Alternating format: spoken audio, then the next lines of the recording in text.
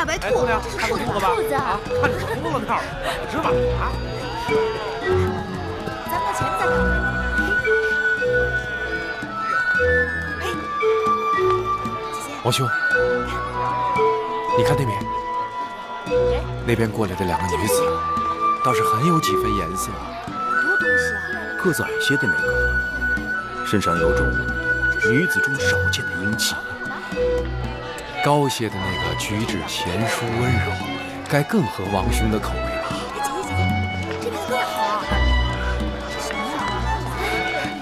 哎，姐姐，这边更好啊！什么呀？哎，快！姐姐这边，看书简，给我看看。姐姐，你看，这书简是要抄录的。我觉得。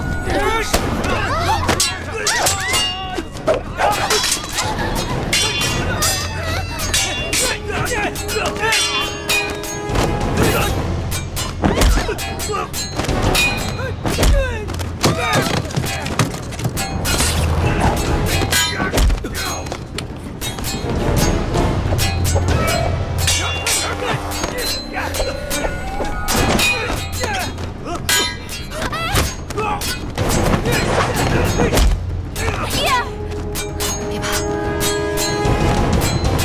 老伯身手不错，小丫头身手了得，彼此。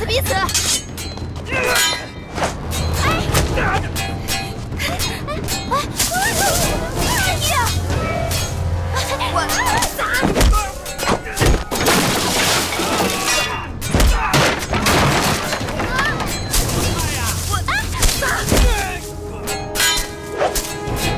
这个！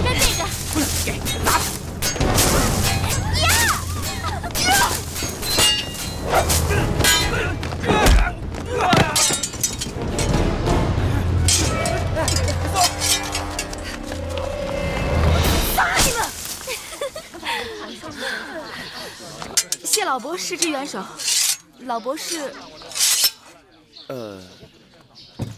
老伯是秦国的商人。秦国。嗯，秦国很远呢，来楚国干嘛？相亲。先啊，这边，你捡起来。好汉急公好义，受小女子一拜。哎，贵人不必多礼。你们2人没有受惊吓吧？没有。哦，那就好。刚才那几个想要杀你们的人，短发纹身，像是越人。你们2个弱女子，怎么会招惹了他们？谁招惹他们了？是他们自己杀上门来的。越人虽然好斗，但从来不随意伤害别人。是我们的先王杀了他们的大王。那也没有道理啊，除非你们是楚国的王族。你受伤了，兄长。没事，区小伤，不算什么。都流血了。我等遭遇无妄之灾，连累先生受伤了，舒儿于心不忍。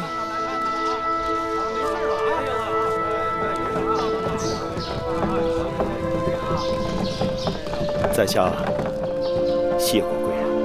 不必多礼。何人在此私动？姐姐坏了，咱们若不马上赶回脂房，只怕就要被宫里的人发现了。多谢老伯，告辞了。走。恭喜王兄。哎，刚才被越人咬了一口，喜从何来？王兄没听见那女子自称舒儿，旁边那女子还说到宫里。看来越人追杀他们是有道理的。可是楚宫里公主不少，谁知道她是哪一个？臣弟刚刚跟王兄讲过的，那楚国的嫡公主就叫李淑。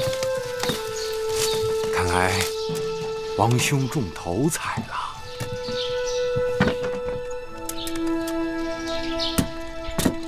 今日还好有惊无险，我还是第一次拿菜叶子砸人呢。公主当时若是有半点差池，绿萝可就活不成了。都说了有惊无险了，不必大惊小怪的。这事要是让魏后知道了，绿萝还是活不成。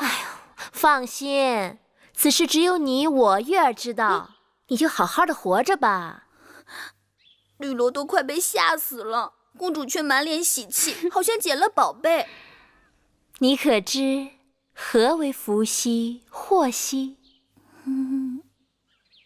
好啦，去给我们烹茶吧。是。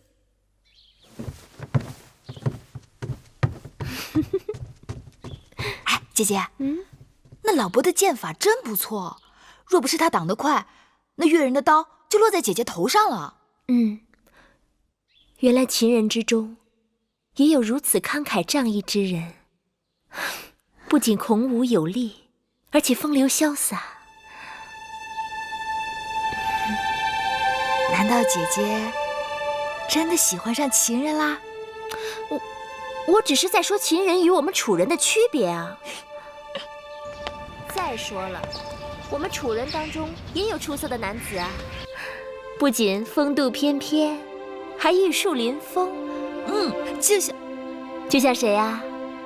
怎么不说了？不像谁？就像黄公子、黄歇那样，如何？那是你说的，不是我说的。你不喜欢黄公子吗？我何时喜欢过？玉树临风，也不招妹妹喜欢。明明是姐姐喜欢孔武有力、风流潇洒的。死丫头！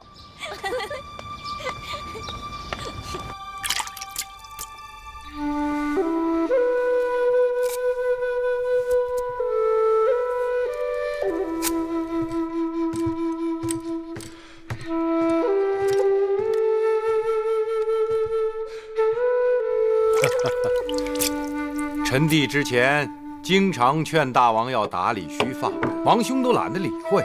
今日一个小丫头叫了一声老伯，王兄回来就忙着修剪胡子。你说，寡人真的有那么老吗？王兄一把络腮胡子，威风神武。只是这楚人华而不实，连男人都讲究修饰。大王的须发，在我秦人看来是相貌堂堂，只怕会吓到那些楚国的小丫头们。依寡人看，楚国的男子都缺乏血性，他们不以健壮为美，却以削瘦为美；不以弓马为荣，却以师父为荣；不以军功为尊，却以亲族为尊。将来秦楚开战，楚国必输无疑。禀报大王，何事？刚刚得到探子来报，眼下诸国均派使臣以联姻的名义前往楚国，他们企图在郢都会盟，共同对付我们大秦。真的吗？你们都下去吧。是。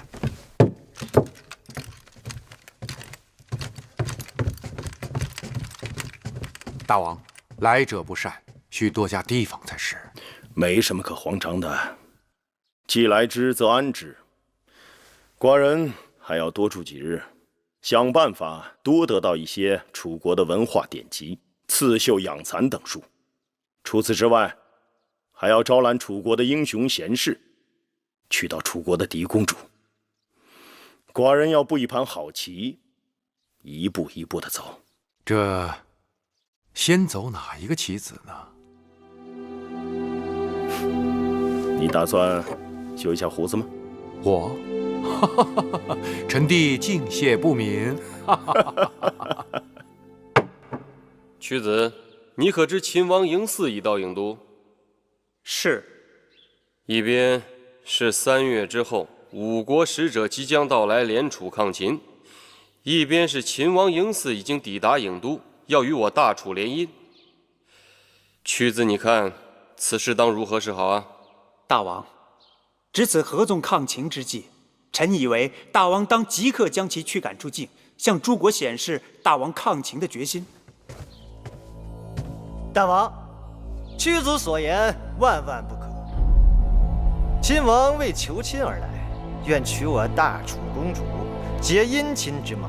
秦王曾言道，7国当中最强大的国家只有秦国与楚国，秦楚联盟，退可震慑5国，安定城邦；进可并吞5国，平分天下。由此可见，秦王对我大楚心怀友善。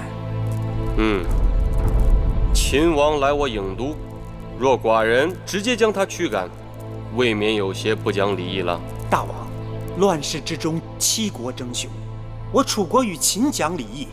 若有朝一日大王与秦王逆位而处，那秦王未必会和大王讲什么礼义呀。你是在诅咒大王日后会被秦国所擒吗？臣未有此意。然秦王乃虎狼之辈，大王切不可姑息养奸呐。大王，两国交兵不斩来使，更何况楚国和秦国并未闹翻。吴国推举大王为合纵长，那是因为我大楚强盛，更是因为大王道德楷模。若大王对秦王做出败礼负义之事，那岂不为全天下人所耻笑？如今是争雄之势，礼位之崩，乐位之坏，众人都不讲礼义诚信。然我大楚一直礼义为先，驱赶秦王夷人口实，是寡人平日所不取的。大王，3个月后，吴国使臣将至郢都，此事皆是据闻。秦王就在郢都，自然不会不知晓楚国欲与吴国立合纵之盟，而这一联盟将大大不利于秦国。秦王此来，必是期与大王连横，破坏6国合纵啊！大王，在合纵盟约定成之前，多一事不如少一事。大王若会见秦王，无论结局如何，都会引起5国使臣的猜测。也许，这也正是秦王想要达到的目的。大王，秦王也是一国之君，乘意而至，大王若不见他，于情于理都说不过去吧？大王若觉为难，臣有一字可应对秦王。何字？托。托？大王既不说要见秦王，亦不说不见秦王，只言身体不适，事务繁忙。若稍有闲暇，必与秦王杯酒言欢。那要拖到几时？拖一时算一时。若能拖到楚国与5国结盟已定，秦王听闻必将遁走。倘若再厚着脸皮求见大王，其生死荣辱，均已操于大王之手。众卿看呢？这个主意好。大王，臣以为还是不见得好，省得麻烦。大王，臣也认为眼下也只能这样啊。善，那寡人就依屈子所言，拖他一拖。大王，楚王推脱身体不适，避而不见。什么身体不适？明明是托辞。那就用不着跟他多费口舌，定是有人给他定下了计谋。世间之物，多不可强取，但可迂回。寡人想，那朝堂之上并非铜墙铁壁，你不妨与你的老友靳尚再多走动些。臣弟已赠予他财物，那靳尚过贪是典型的小人之才，给他好处向来是有一报才还一报。这种人正合寡人之意。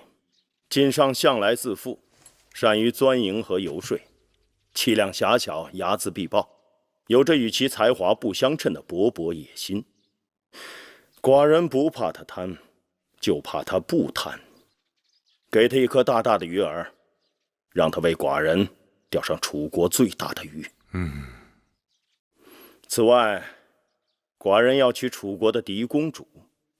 那俗话讲，强拧的瓜不甜，寡人求的是瓜熟蒂落。上次东市偶遇，可谓天作之合。你不妨去告诉靳尚，让他多留意那边的动静。姐姐先来。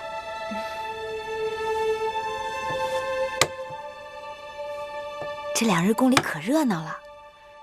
据说各国君王开始派使臣带着重礼来面见大王，人来人往的，可忙坏宫里人了。他们进宫说的是面见大王，可心里不定打的什么主意呢。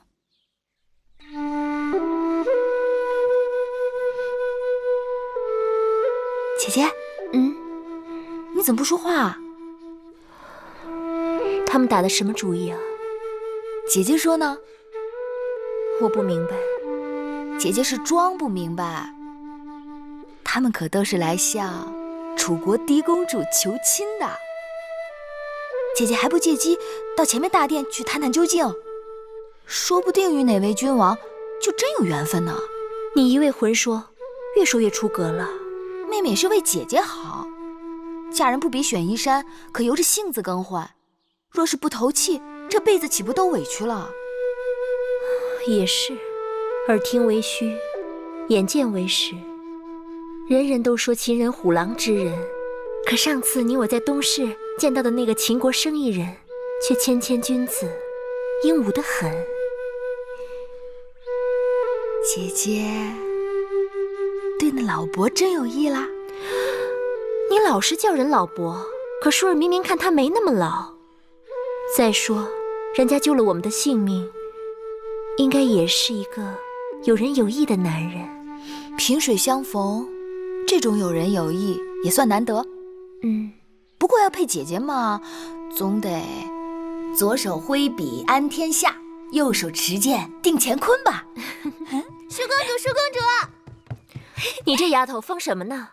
大王要在大殿给公主招婿呢，而且还听到一个跟舒公主有关的大笑话。跟我有关的笑话？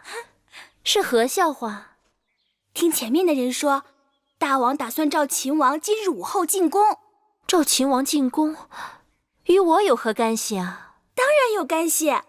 大王命膳房的眼女，就是那个宫里丑陋出奇的厨娘，扮成嫡公主的模样，在楚宫大殿跟秦王相亲呢。真的？婢子倒想编排，可是也编排不出这等故事啊。亏得大王想得出来。不知那秦王会如何去应付那丑厨娘？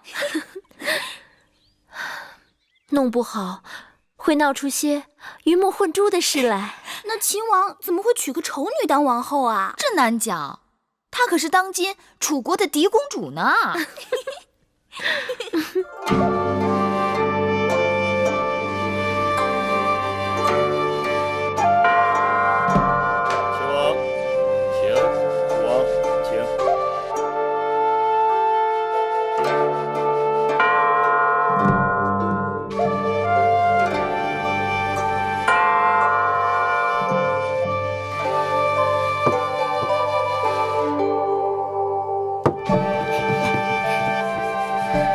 说楚月来自楚山楚水，果然天籁之音。一方山水养一方人，难怪楚女娇美多情。妹妹，那个秦王怎么那么面熟啊？哪里是面熟？他明明就是那个搭救你我的秦国生意人。为了楚秦联姻，秦王千里迢迢来我郢都，足以表明诚意。只是这婚姻全凭缘分，不知舍妹与秦王是否有缘呢？久闻楚国嫡公主兰心蕙质，花容月貌，嬴司倾慕已久。今日舍妹恰巧在宫中，秦王若不嫌弃，寡人把她唤来一见可好？嬴司三生有幸，愿一睹嫡公主风采。请舒公主来。是。楚王，请。秦王，请。他说他是来相亲的，原来是来相你的。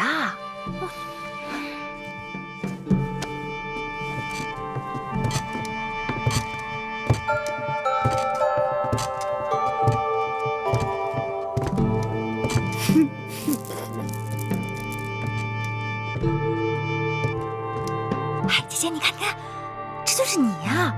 肥面宽鼻，粗手粗脚，头大如斗。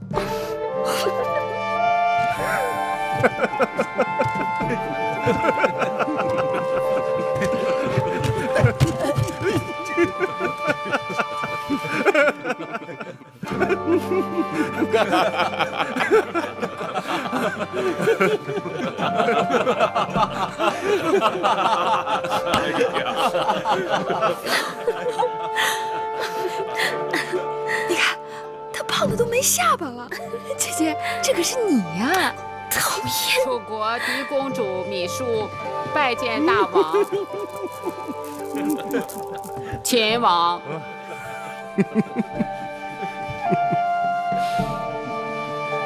今日迎祀大开眼界，令妹果然天赋迥异，四德绝佳。啊，秦王口中的四德，可是周礼所言的妇德、妇言、妇容、妇恭。舍妹淑儿，自幼在宫中悉心教养，四德自然是不会差的。此四德非彼四德也。令妹是饱德、饿德、热德、冷德。秦王此话怎讲？令妹体魄健壮，耐得饥饱寒暑，粗音大嗓，说明内气充沛。再看双手，寻常宫中女子都是纤纤素手、青葱玉腕，令妹之手却粗壮、红润、有力。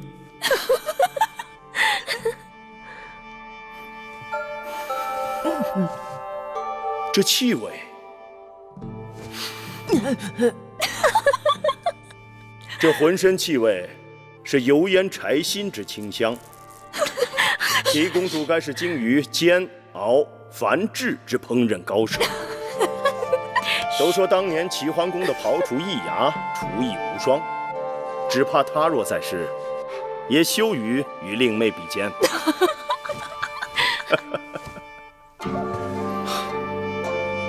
秦王真是说笑了，淑儿先下去吧。是。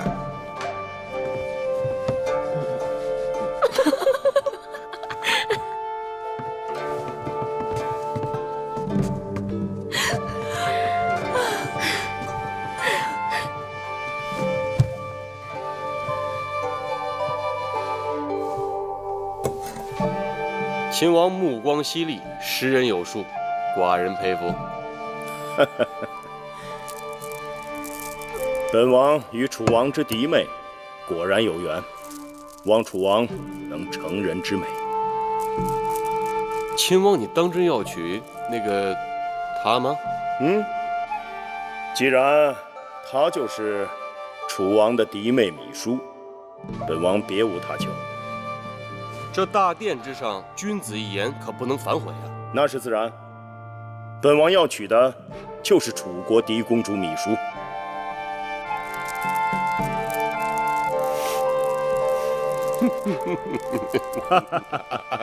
来，楚王，来，秦王，请。原来那老伯就是秦王。那秦王修剪了胡须，竟然一表人才，气宇轩昂。只是他怎会如此糊涂，竟不分美丑，被王兄戏弄？姐姐这样痛心疾首，我看出来了，你是真的中意那秦王了。秦王有何不好？秦王自然是好，可他在大殿对大王信誓旦旦，要娶的楚国嫡公主，可是那个浑身柴薪清香、善于烹调的胖芈姝呢？那他是中了王兄的圈套，说不定他就是看中楚国嫡公主厨艺了得呢。你平日里姐姐妹妹的叫得那么亲热，如今我是热锅之乙，你却在一旁看热闹。好了，姐姐莫急，你说你要我如何帮你才好？得有人出宫，告诉秦王实情。这有何难的？此事交给我了。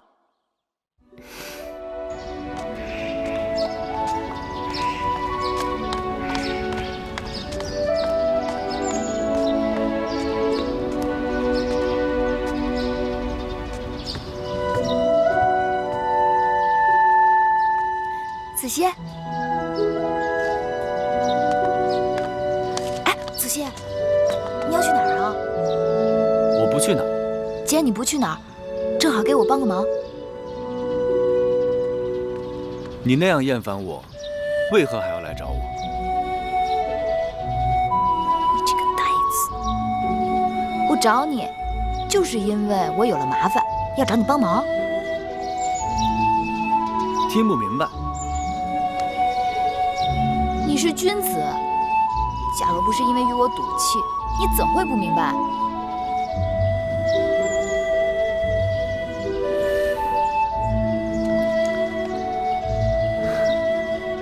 我黄歇前生前世就是欠你的。说吧，又有何麻烦了？不是我有了麻烦，是舒姐姐有了麻烦。你得带我出宫一趟，去见一个人。那我得考虑考虑。谢过黄公子，走吧。这策论十分要紧，劳烦你带我去面见大王。大王忙碌天下之事，哪有功夫看你的东西？这策论就是天下之事。走，不可以貌取人，要么代为转交，不可对读书人无礼。你们快就快在不读。走。张子，你的伤还未好，怎么就跑到这儿来了？张毅一肚子历史谋略，无奈世人有眼无珠啊！哼，张子若有文章策论，子歇愿为转之。张子，这是皇公子黄歇，太子陪读。这是张子，曾为令尹朝阳的门客。不，朝阳不提也罢。朝阳待我如贱奴，我视朝阳已如仇敌，都过去了。可叹这身衣裳逼得张仪走投无路。魁姑正在为张子做一件新衣，你何不耐心多等2日？等？我张仪年庚已过40，一事无成，度日如年。黄公子，那就拜托了。我和月儿正好要去见秦王，若是张子不嫌，可一同前往。对啊，你的锦绣文章也可以让秦王看看。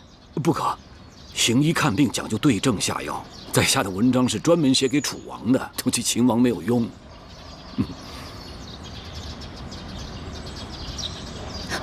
不管怎么说，一同去吧。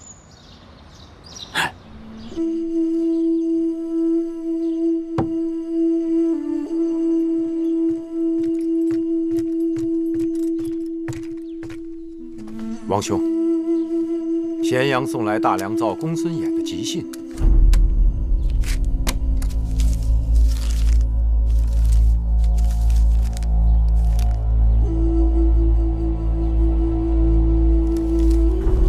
出什么事了？年初，义渠国那边旧王病故，立了新王翟离。义渠国的王叔对此耿耿于怀，为此准备带着重礼到咸阳拜见寡人。义渠国年年搅扰我大秦边境，是寡人的心中大患。公孙衍提议借义渠内讧之机，灭掉他们的气焰。看来寡人不得不马上离开郢都，回咸阳一趟。但这秦楚联姻之事，楚王已经答应将嫡公主芈姝许配给寡人，寡人正好回咸阳，在6国结盟之前，准备一份厚厚的聘礼送到郢都来，看那楚王如何收场。王兄，那贾芈姝实在是丑得吓人呐！放心，只要那楚王有胆量嫁，寡人就有胆量娶。大王，外面有人来访，说与楚国公主有关。我去看看。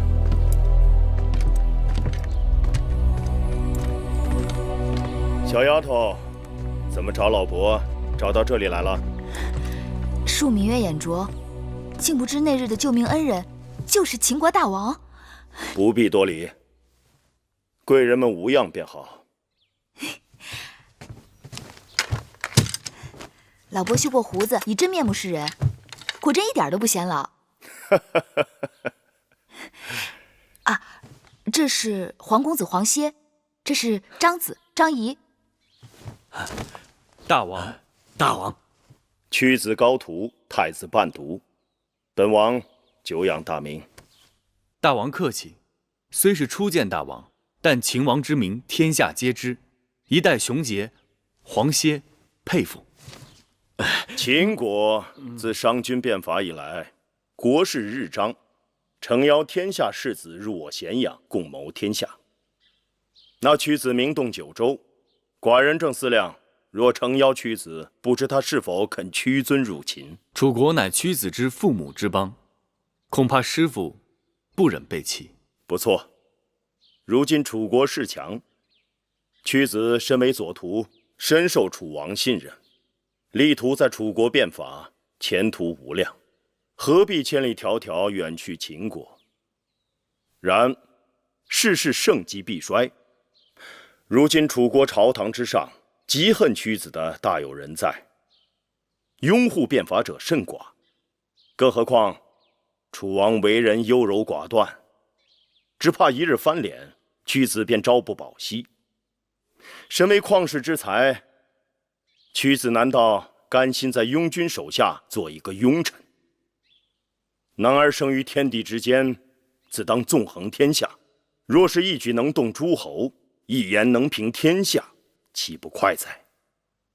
秦王对我楚国宫中之事仅知一二，就此推论，恐怕有所偏失。寡人知道，秦国能给屈子的，楚国也都能给屈子。但寡人今日会给屈子2个字，是楚国一世都给不了的。敢问是哪2个字？请黄公子转告屈子，那2个字是痛快。楚国绝对不能给屈子痛快。哼，小丫头，你说寡人的话对还是不对？对，也不对。怎么讲？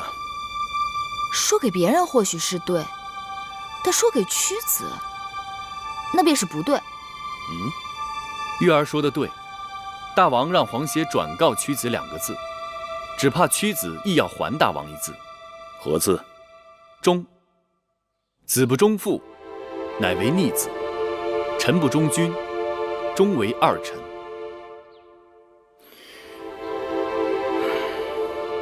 好，寡人明白了。人各有志，不能强求。请黄公子转告屈子，若他日在楚国有什么委屈，无论何时，秦国的大门永远为屈子敞开。如此，多谢。小丫头，小丫头来找寡人，只怕还有别的事吧？玉儿受人之托来告知秦王，那日入宫相亲，所见嫡公主芈姝，并非真芈姝。何人托你来传话的？秦王该是心里有数。那他为何不亲自前来告知？身份尊贵，岂能随意与陌生男子相会？上次寡人受人恩惠，一直想将他物归原主，但不得时机。不知小丫头可否帮忙？秦王放心，我定会让这块方巾物归旧主。好，无事，那我们先告辞了。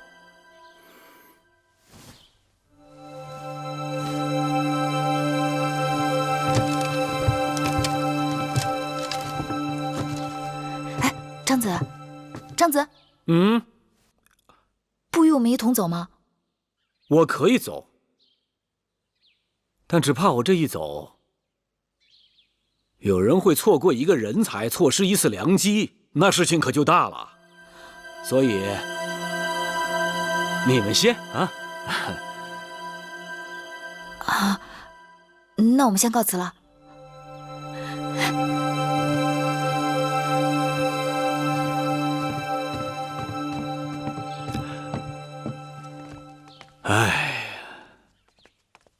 长子为何事而愁？为何事而愁？眼看着一桩好事就要付之东流，我当然发愁了。长子此话何意？秦王雄才大略，眼下楚国打算和吴国结盟，秦国又想和楚国连横，这狄公主芈姝的婚事，于是就成了吴国与秦王之间的赌注。但是我只怕秦楚联姻之事难遂秦王之心愿呐。你看，屈子虽为贤臣，但明珠暗投，楚王好色，晋上奸佞，昭阳刚愎自用，再加上后宫威后弄权，郑袖贪婪，这连横之事只怕凶多吉少啊。长子此言众所周知。是，这些众所周知，但大家并不知道那狄公主倾心的是秦王。只要秦楚能够联姻，秦王能娶了狄公主芈姝，这五国结盟不攻自破。长子此话，寡人早已明白。秦王心中虽明白，但也束手无策吧。要不然来了楚国这么久，为何拖着迟迟不见你？拖在这客栈，又为何给你弄了个假公主啊？这一切都说明其中有蹊跷。但是秦王你人生地不熟，没有一个人替你疏通阻塞、铺路搭桥，对不对？此话倒是不假。我愿意做这个人，我张仪愿意促成秦楚联姻，促成大王抱得美人归。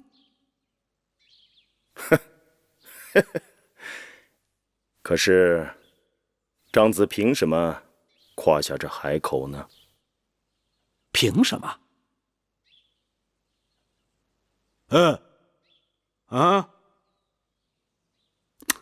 就凭我这3寸不烂之舌。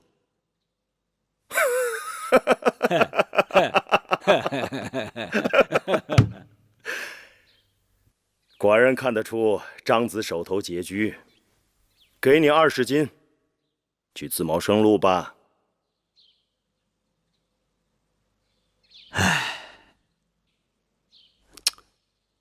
秦王是把在下当成沿街讨饭的叫花子了，还是四处招摇撞骗的小人了？啊，20斤，200斤，2000斤又如何？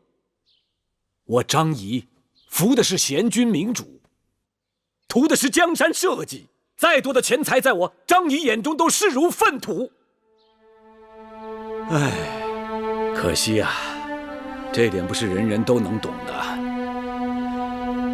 告辞了。等等，既然长子志向高远，那好，寡人就与你2月为期，看看长子的本事。2月就2月，2月之后，我让你看看张仪是如何让5国郢都会盟之事化为泡影。好。哎，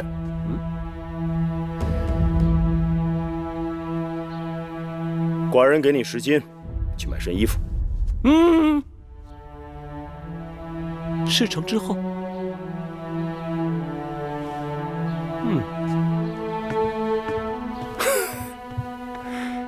有意思。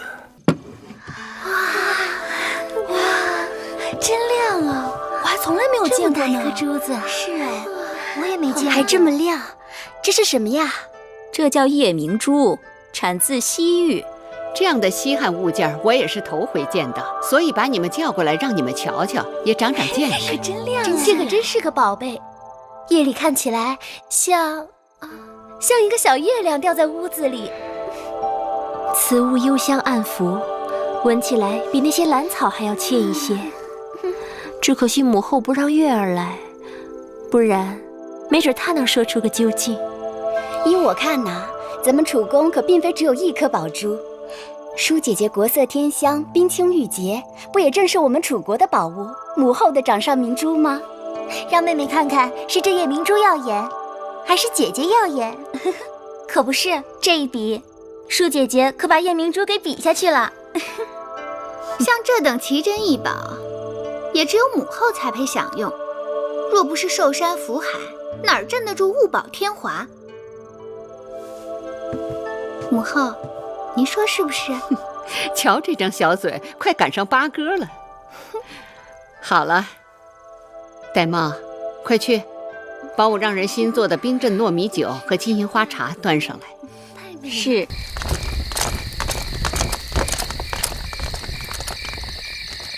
张子，敢问是张子吗？正是在下。我家夫人要见你。你家夫人是谁啊？南后郑秀。张子这边请。在下张仪拜见夫人。免礼。不知夫人召见张仪所为何事？听说张子不日即将启程前往诸国，不知是否还会回转？回夫人，那得看盘缠的情形。盘缠使完了，才自然得回来。这里是500斤，外面天高云阔，容张子大展宏图。若张子肯答应永不再回大楚，临行时将再获酬金500，以壮行色。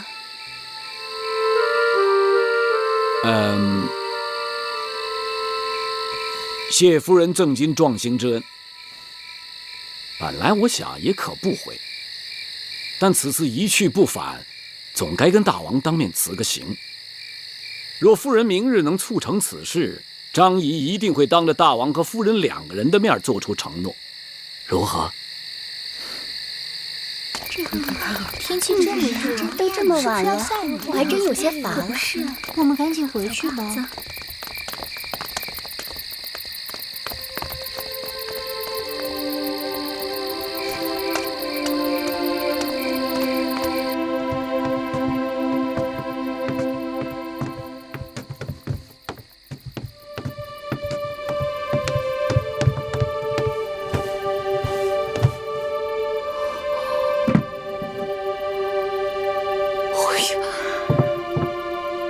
是稀罕东西，说它能驱赶蚊蝇，夜晚清凉如水，不知真假。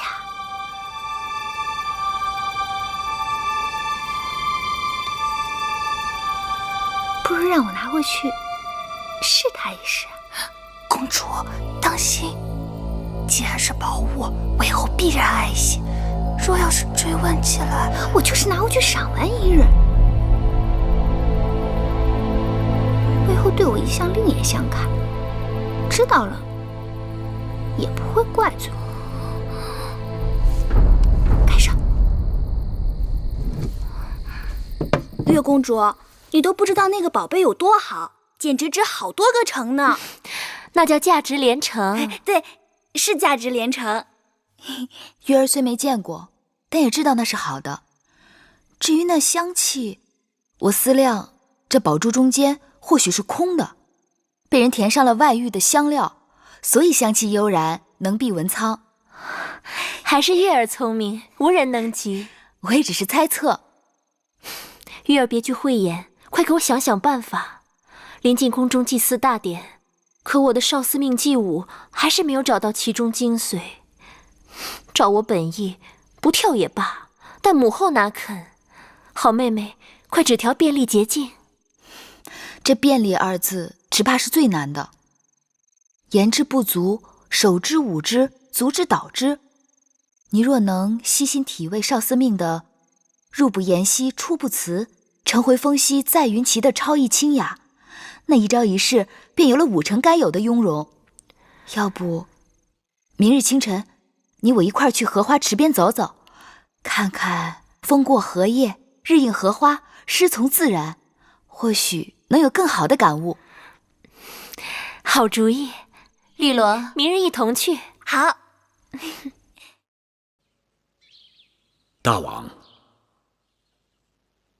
在下今日就要辞别大王而去了。楚国的美食冠绝6国，大王今日特意赐宴在下，让张仪口留余香。真的有些舍不得离去啊。先生果然识得这人生真谛，食色性也。人生在世，最大的愉悦莫过于食色二字。今日这美食当前，焉能无美人相伴啊？美人？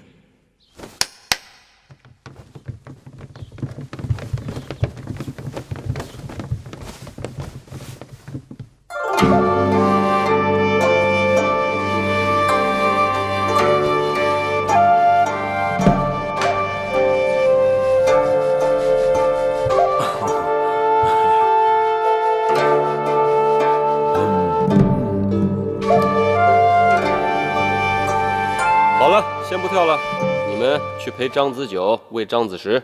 是大王。大王，不，张仪这可使不得，先生承受不起呀。我说先生受得起，那就受得起。知张仪者，大王也。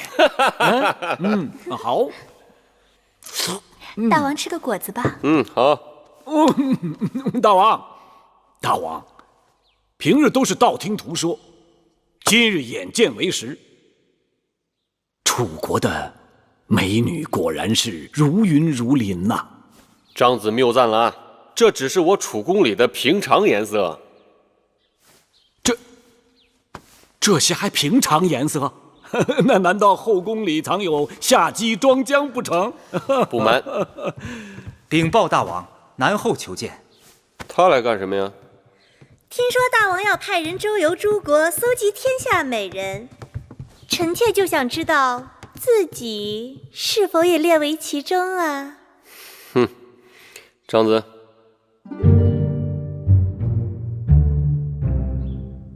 张子，张子，在下失礼，在下失礼。张子，你刚才行为为何如此怪异啊？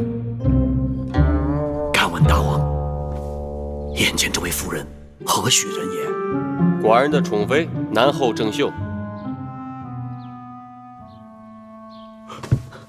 在下惭愧，在下无知，在下井底之蛙，在下真的是对不住大王啊！我不是，这张子，到底是怎么一回事？你跟寡人说清楚。大王，在下在大王面前夸下海口，要为大王寻访绝色美人，可方才一见南后，我就知道我大错特错了。我张仪向来也是游遍列国之人，但从未见过一个人的容貌能和南后比肩。你说张仪的见识如此浅薄，竟然不知道天下最美的女子就在楚国的王宫里。该死！张仪向大王请罪。张仪，大王嘱托在下寻访美人之事，恐怕有负重托，办不成了。你呀，就是见识浅薄。寡人就想嘛，这天底下还有什么好东西是我楚宫没有的呀？那照先生刚才这么说，这天下第一美人就在寡人身边了。确定无疑。好，那你就快跟寡人讲讲，寡人这爱妃怎么就成了天下第一美人了呢？大王请看，南后这一对眉，仿若一带远山；这一双目，有如卷上点漆；耳鬓柔弱，脖颈修眉，此乃孤品，不是天下第一美人，又作何解呀？可是寡人记得那日在这大殿之上，先生所说的如百花似百宝，争奇斗艳，各有不同，又作何解啊？在下无言以对，这就将大王所赐千金即刻退回。哎，千金嘛，区区小事，寡人既然赐予你了，哪还有收回的道理啊？哎呀，大王不仅宽宥了在下的食言之罪，还说这千金不用退回，这岂是慷慨二字所能道尽？此乃君王之胸怀呀！似大王这般胸怀，不得天下有违天理呀！大王，张子，你好一张巧嘴！多谢大王。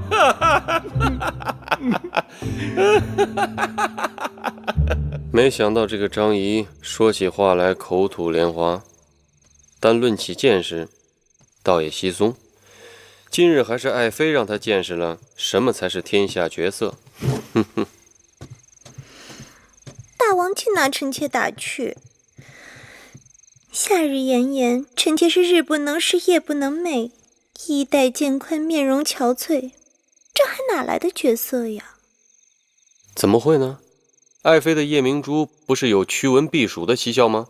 正是因为听说那夜明珠有奇效，前2日幕后派人来把那夜明珠取走，拿去把玩了。哎呀，爱妃这玉软花柔，不耐鼹鼠的，寡人这细看之下，神色间确实有些憔悴。这样，明日寡人就让人从母后那儿把夜明珠给你取回来。谢大王对臣妾的体贴。郑秀竟然跟我斤斤计较，那夜明珠不过刚刚借用2日，他就让大王差人来索要了。威后若想留下夜明珠，不用理睬他。大王一向孝顺，威后可对大王明说就是。郑秀整日狐媚大王，若真与他争执，只怕弄得大王两头为难。算了，还是把夜明珠给他拿回去吧。是。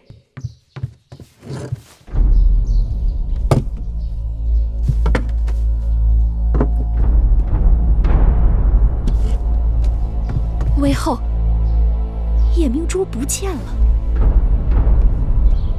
丢了？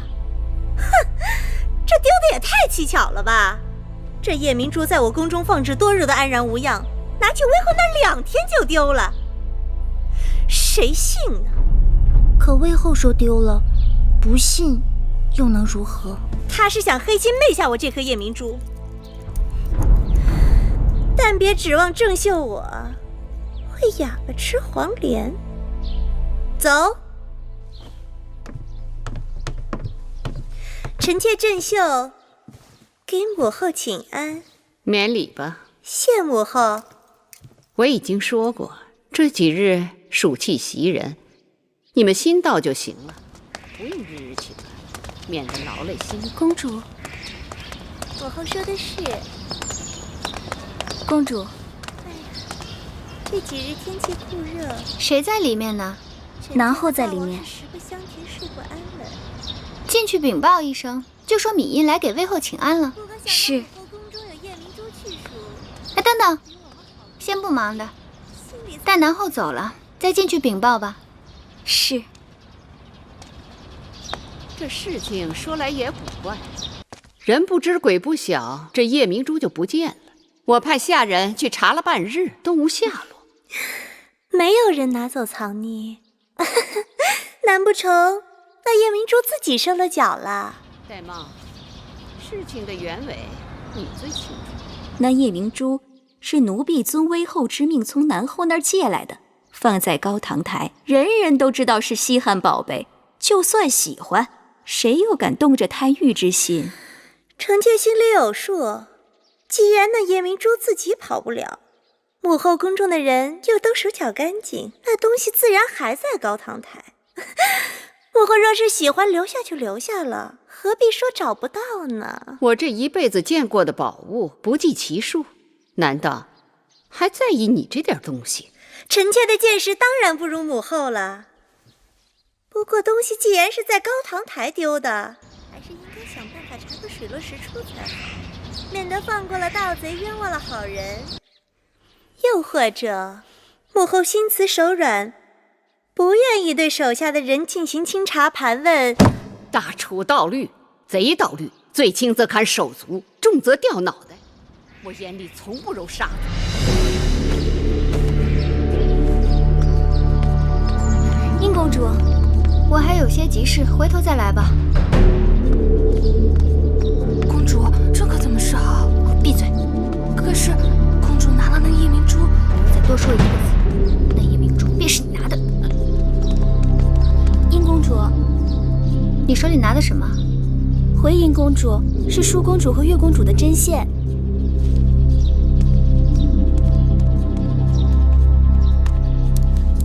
绿萝，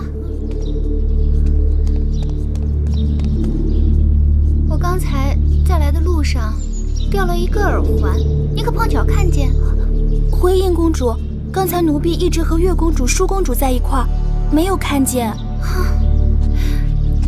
那是我娘亲留给我的遗物，甚为珍贵，也不知掉到哪儿去了。既然如此，那奴婢帮公主找找吧。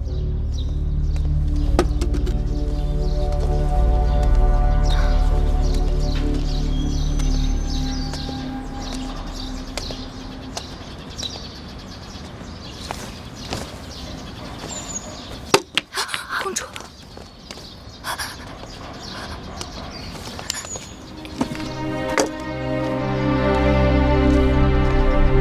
绿萝，算了，可能是我记差了，我可能是掉到寝宫里了。灵儿，跟我回去再找找。殷公主，那东西与我性命一般，你还当个什么？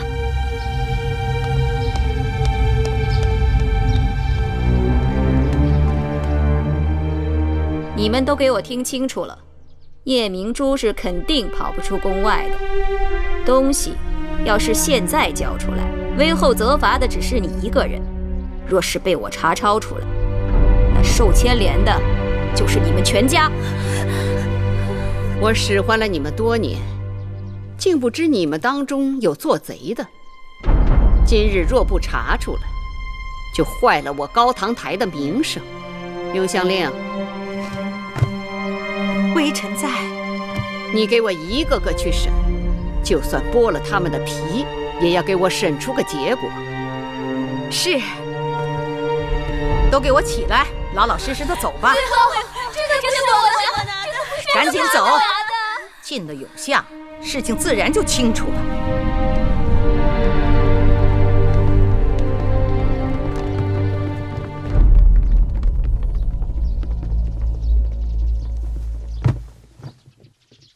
母后，婴儿思来想去，觉得有个人可疑。什么人？昨日午后，婴儿曾见过有个人来过高堂台，当时并未留意，但此刻想想，着实该有几分嫌疑。贱人生出来的只能是贱人，想来我待你不薄啊，让你跟着舒儿也学点长进。你倒好，竟然胆大包天，敢偷走我的夜明珠。任是金山银山摆在我面前，我都不会动心，更何况什么夜明珠？魏后，万不可借此羞辱我和我娘亲。还敢跟我顶嘴？玳瑁，给我掌嘴！是。母后，母后，求你饶了他吧。打！母后，我求你了。玳瑁，你先退下。凭空说我偷盗，拿来证据。今日我是人赃俱获，你想赖是赖不掉的。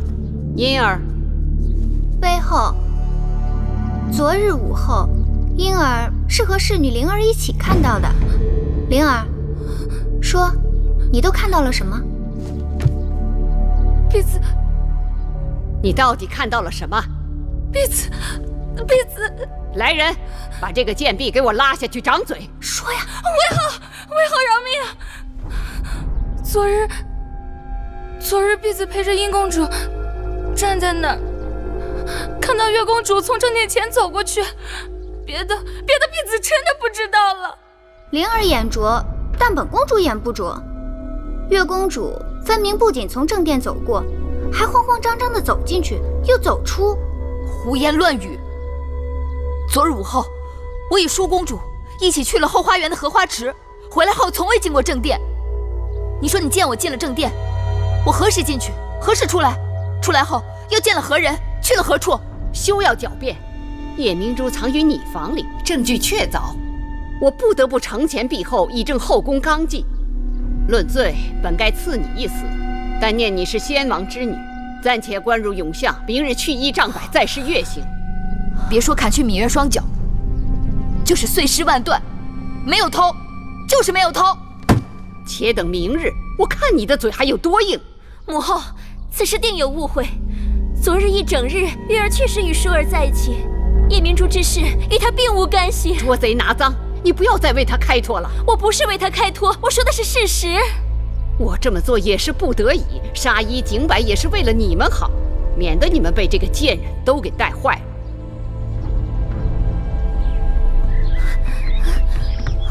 皇公子，绿萝，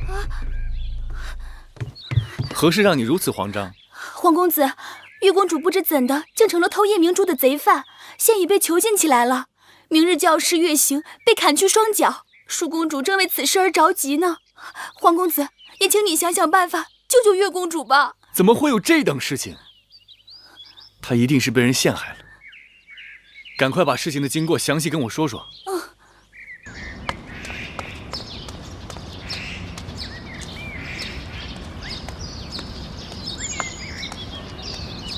皇公子，你找我啊？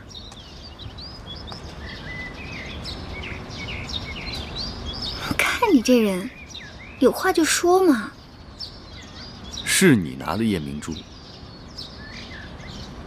是或不是？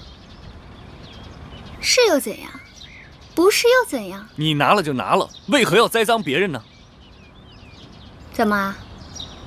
威后明日就要砍去芈月的双脚，让你心疼了？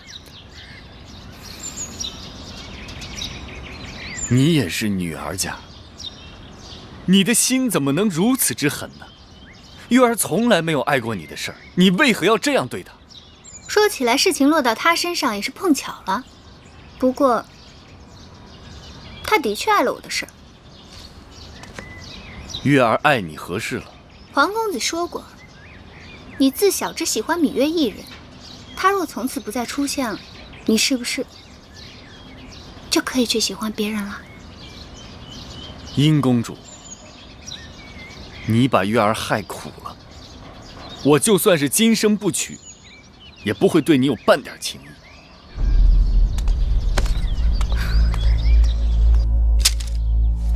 你说月公主遭人陷害，是，但威后向来固执，只怕即使我出面，她也不听一个字。叶明珠是南后的，太子能否说动大王和南后去过问此事？这很难说，不过我可以去试试。谢太子。威后，大王跟南后来了。这么晚了，他们过来做什么？说是找到了偷盗叶明珠的真凶。是吗？芈音，大王告诉我，说你亲口向皇公子坦诚，叶明珠是你拿的，因为嫉恨皇公子与芈月亲近，故而栽赃于芈月，可有此事？母后圣明，婴儿自小由母后抚养，待婴儿宛如亲生，该深知我的心性。那栽赃陷害，均为卑鄙小人之作。芈音与芈月无冤无仇，即便再不堪，也不会使出如此下作手段。皇歇，殷公主适才不是这样对我说的，她说月公主碍了她的事儿。不错，皇公子，我是对你真心倾慕，也知道你与芈月偷偷眉目传情，但就算我再喜欢你，也不能为你而替她背这个黑锅啊！殷公主，你也算是王室血脉，你怎可满嘴胡言，出尔反尔呢？皇公子用不着气急败坏，芈音没有做过的事情，如何承认？你们二人到底孰黑孰白？月公主被人陷害，大王明察。大王母后，婴儿冤枉，被人诬陷。爱妃，你看这……依臣妾看，这两人当中，定有人是在诬陷别人，也有人是被人诬陷的。都是些没用的废话。母后圣明，应当比臣妾心里有数。苍天在上，皇歇所言字字是真，望大王威后彻查。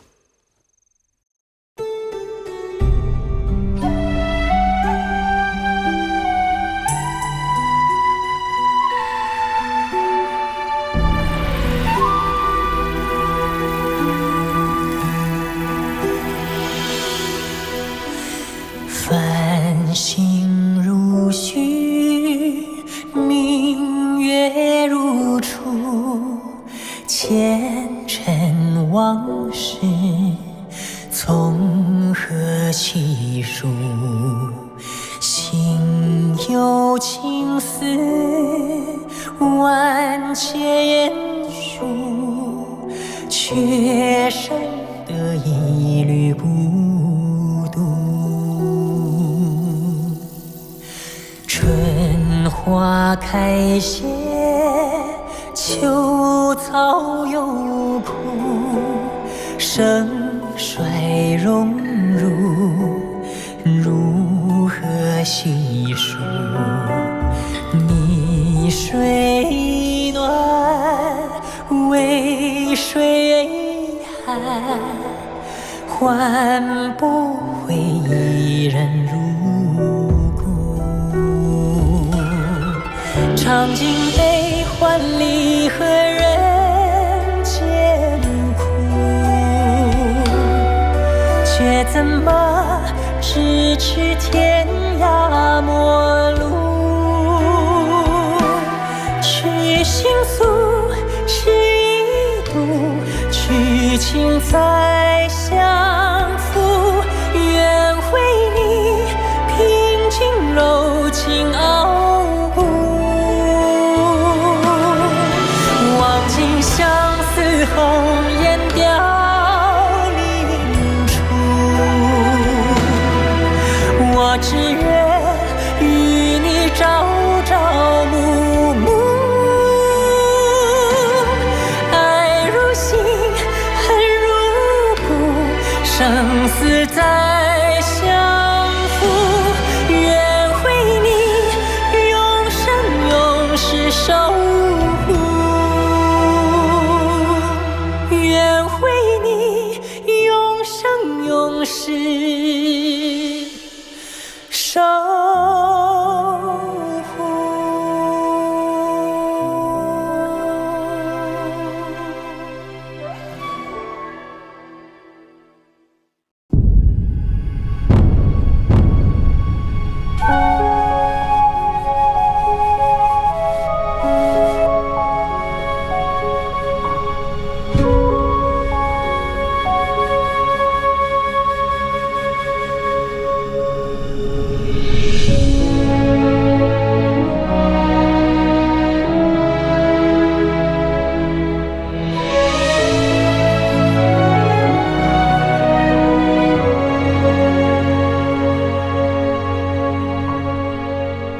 平生流连，独不言凉。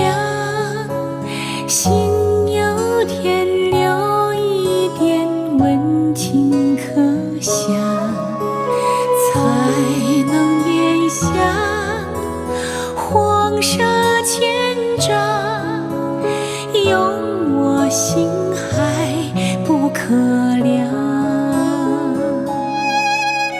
世间哀愁无知无休，离散却别我泪已从头。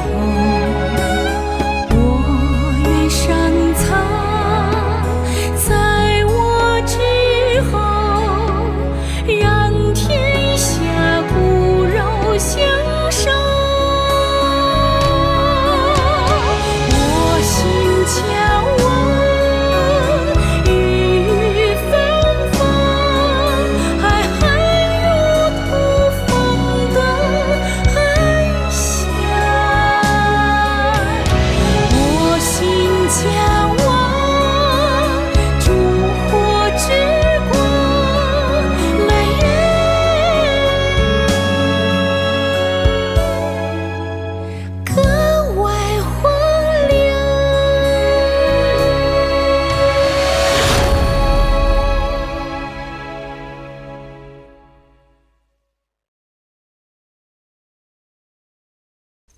苍天在上，皇歇所言字字是真，望大王威后彻查。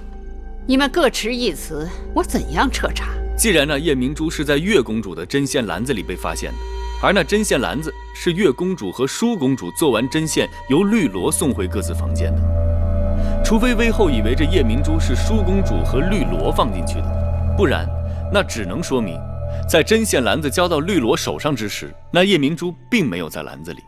针线篮子被送到月公主房间不久，威后便派人查抄了她的房间，找到了夜明珠。而这段时间并没有人见到月公主回到过房间，那只能证明这夜明珠是有人故意栽赃陷害月公主的。就算无人见到芈月曾回寝屋，并不等于她就没有回过寝屋。黄公子为芈月开脱心切，一味将脏水泼到别人身上。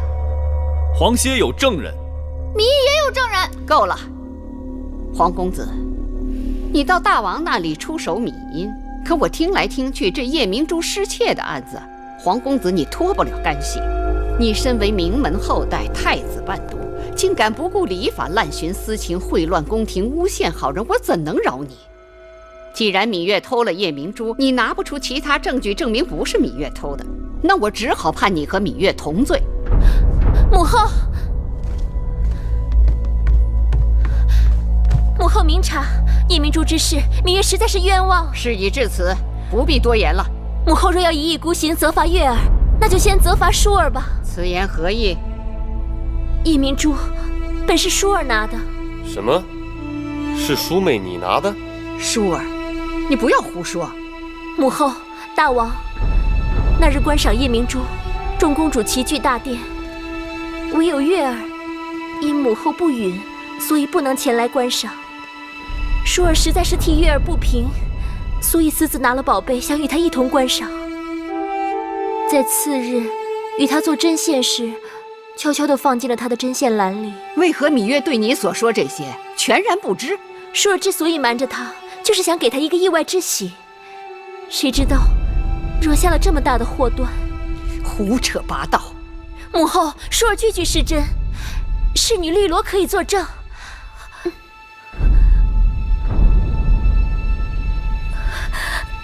舒公主说的的确都是实情。你们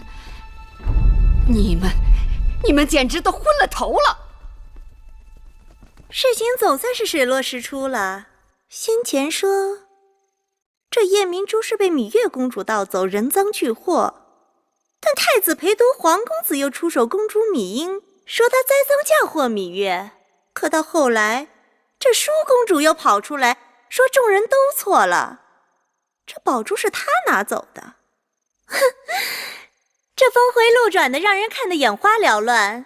自己人听清楚原委，知道是场误会，这外人听不清楚，还当这是一场笑话呢。事情没这么简单，这夜明珠失窃的案子里定有其他内情，我一定要查个清楚。一个夜明珠弄得鸡飞狗跳，3个公主搅在是非当中，传出去，众口铄金，不知道有多少难听的闲话等着。大楚国的面子往哪儿搁呀？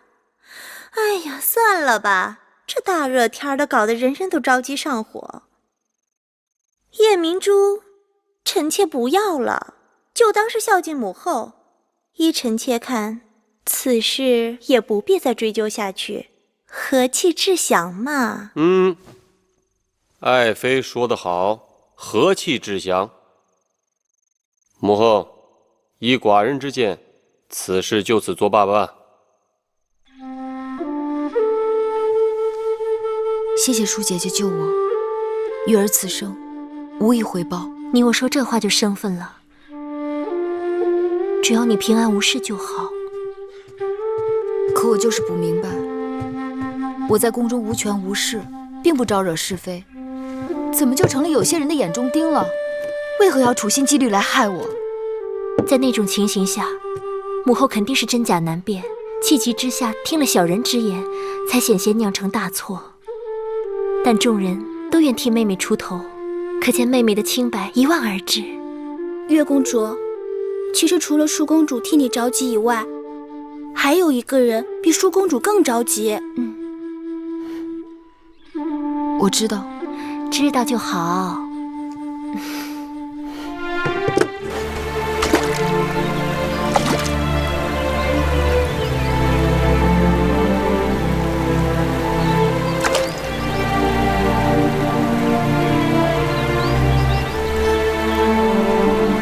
又让你为我担心。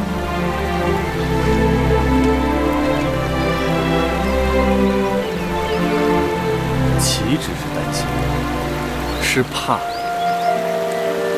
我知道你被冤枉陷害，我怕我不能救你，不能为你遮风避雨。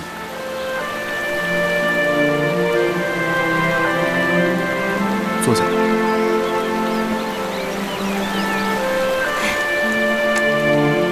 这不是好好的吗？好好的，差点脚都没了。是啊，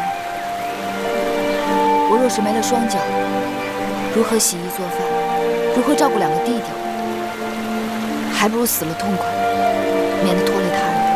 这是什么话？你若没了双脚，我替你洗衣做饭，我帮你照顾弟弟。且不说没了双脚，退1万步，仅脸上一个“道”字，就会吓跑所有人。那就让他们退避三舍，我在这里陪你。你真不嫌弃我丑劣不堪？无论何时何地，何种情景，你在我心里都是茂美如花。我哪有那么好？你的好只有我知道。我黄歇不求荣华富贵，只求你我心意相通。看你又来了，不理你。你不理我，我还是要理你。你这又是何苦？命吧。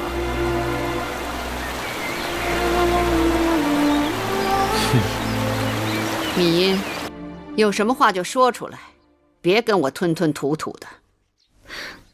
那日黄歇诬告婴儿，婴儿的确委屈。那日事情真相如何，你我都该心里有数。算了，我也不打算追究了，只是希望你今后做事不要再自作聪明。母后说的是。嫣儿，你过来。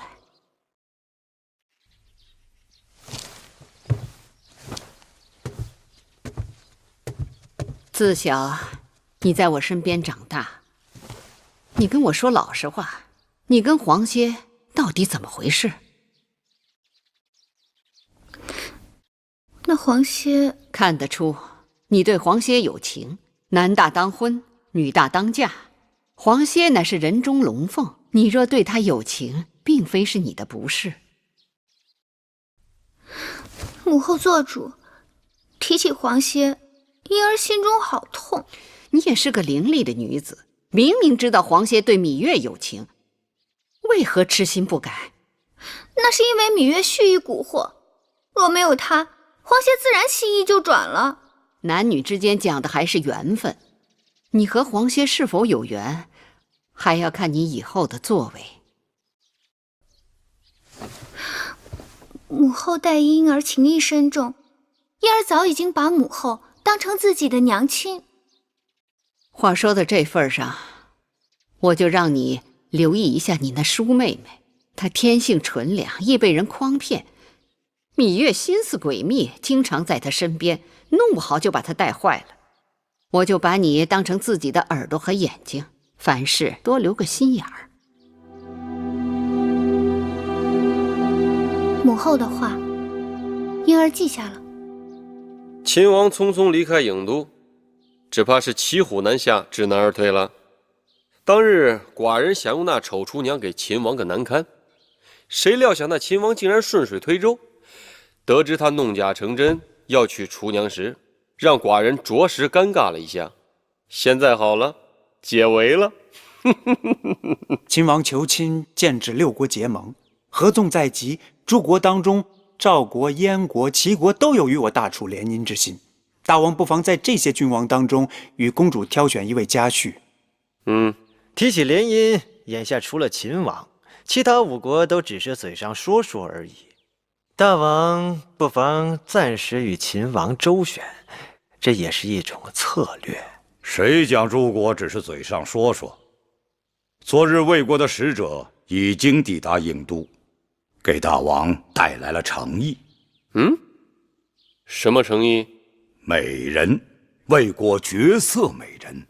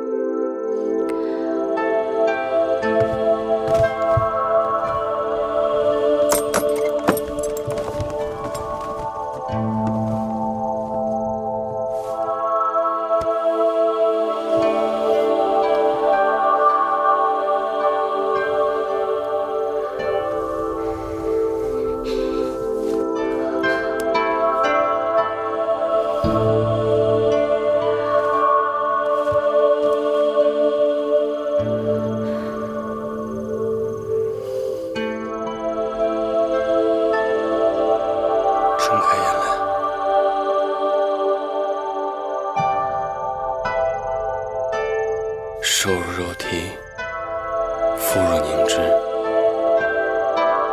寡人直到今日才晓得，什么是闭月羞花。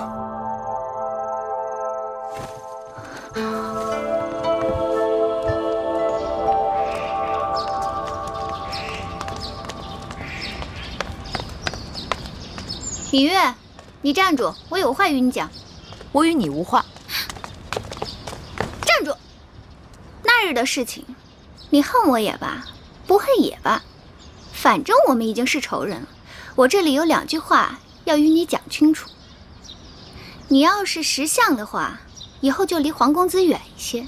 黄公子一群之才，前程远大，与你来往，少不得会沾了你的晦气。真是愚不可及！你竟然辱骂我！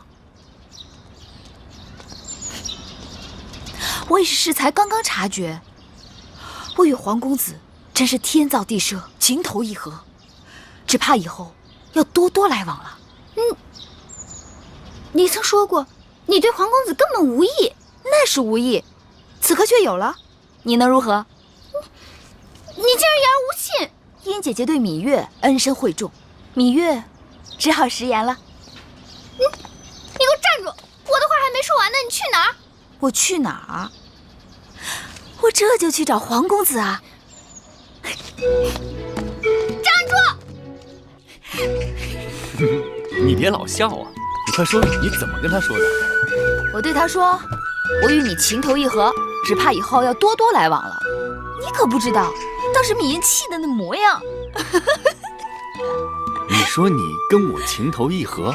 对啊，我就这么对他说的。月儿，你可终于明白我了。我早就明白了，你对我好，让有些人看得眼红，气得肚子疼。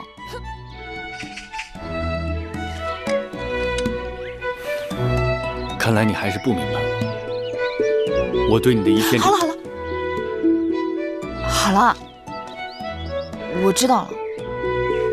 你知道了？真知道了？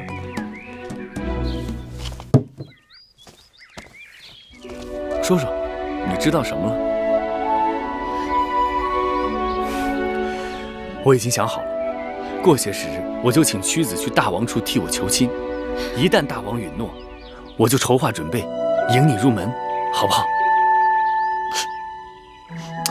你老笑什么呀？告诉我，好还是不好？不好，不好，不好！哎，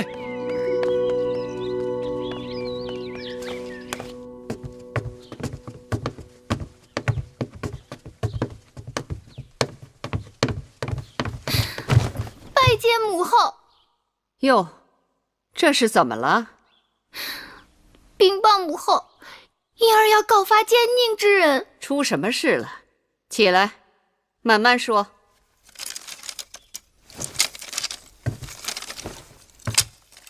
母后，有人要害舒妹妹。谁这么胆大妄为？就是那个芈月。不久以前，那芈月偷跑出宫去见秦王，并主动替秦王传递书信，鼓动诱惑舒妹妹与秦王私定终身。此事重大，不可信口雌黄。婴儿有证据。婴儿曾见到舒妹妹手中有一块方巾，那是秦王赠给舒妹妹的定情之物。你们若不把舒公主那日出宫的行踪给我说清楚，我定让你们一个个生不如死。为后饶命！想活命的讲实话。那日奴婢们在纸坊门外等着公主，舒公主只跟绿萝姐姐一个人交代了几句。绿萝，为后明察，那日奴婢并没有随舒公主和月公主进脂坊。把这贱婢拉下去，乱棍打死！为后饶命！那日舒公主进脂坊前，跟奴婢说让在门口等着，奴婢并没有见他们从门口出来，想必是从后门出去了。奴婢对他们的行踪确实不清楚啊。永香令，这个贱婢不见皮开肉绽，她是不会讲实话的。为后放心，带走。为后饶命！奴婢真的不清楚，奴婢真的不知道。为后饶命！禀报为后，果然在舒公主的装匣里找到了一块男子方巾。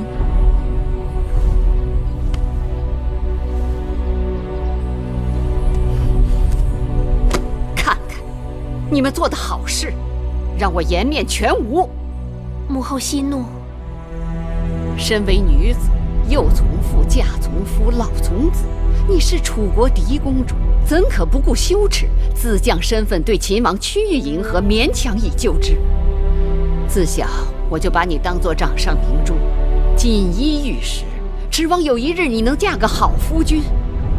你倒好，自甘堕落，自入沟渠，真是气死我了。魏后错怪舒姐姐了。那秦王有情有义，那日舒姐姐出宫碰上越人行凶，若不是秦王拔剑相助，就几乎丢了性命。姐姐对他也只是倾慕而已，并无苟且之事。芈月，你给我放规矩点，我还没找你算账呢，你就猴急着跳了出来。舒儿向来循规蹈矩，对我的话言听计从。这事儿要没有你这个贱人在中间作怪，他绝不会一意孤行，误入歧途。母后明察，此事与月妹妹并无干系。我心里明镜似的。芈月年纪虽小，但她卑劣龌龊，寡廉鲜耻，不是她的挑唆。你怎敢与秦王私定终身？母后该知道，秦王已向大王请婚联姻，要迎娶舒儿，也得到了大王的首肯。你不要一厢情愿，大王答应的只是把那个丑厨娘嫁给秦王，绝非是你。何况我也听说那秦王得知丑厨娘的真相，已仓皇离开郢都。秦王是向嫡公主闵淑求婚，大王用厨娘顶包，此举非君子所为。君无戏言。既然大王答应要将嫡公主嫁与秦王，就应该兑现诺言。既然秦王承诺要娶嫡公主，他就一定会回郢都的。你给我闭嘴！舒儿，你何苦执迷不悟？秦王官夫伶仃，若拿他与赵侯雍相比，无论相貌人品，那是天地之别。那赵侯雍也是失了先王后的，伶仃官夫能差多远？好个芈月，你竟敢当众顶撞我！从你投胎出世就是我的克星，我一向对你宽宏大量，你却恩将仇报，这次我定饶不了你。舒姐姐与秦王你情我愿，魏后若真心疼舒姐姐，就应该成全他们。闭嘴！来人，把芈月给我拖下去，杖责20，关起来。是。你就算打死我，我还是要说真话。放开！放开！母后，母后，你饶了月妹妹吧。母后，舒儿再也不敢了。你告饶告得太晚了。你们给我听好了，从今日起，舒公主禁足高堂台，你们要是胆敢放她出去或传递私信，当即杖毙。母后，是。此事我主意已定，由不得你。你马上回你的寝宫，面壁思过。绿萝已死在报室里了，你们两个给我过来。微后，以后好好给我伺候舒公主，若再有纰漏，我剥了你们的皮。是。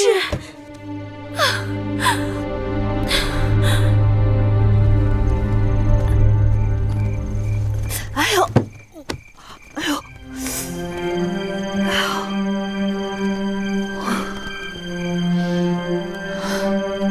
好，那我就在这儿住几日，看你能把我怎么样。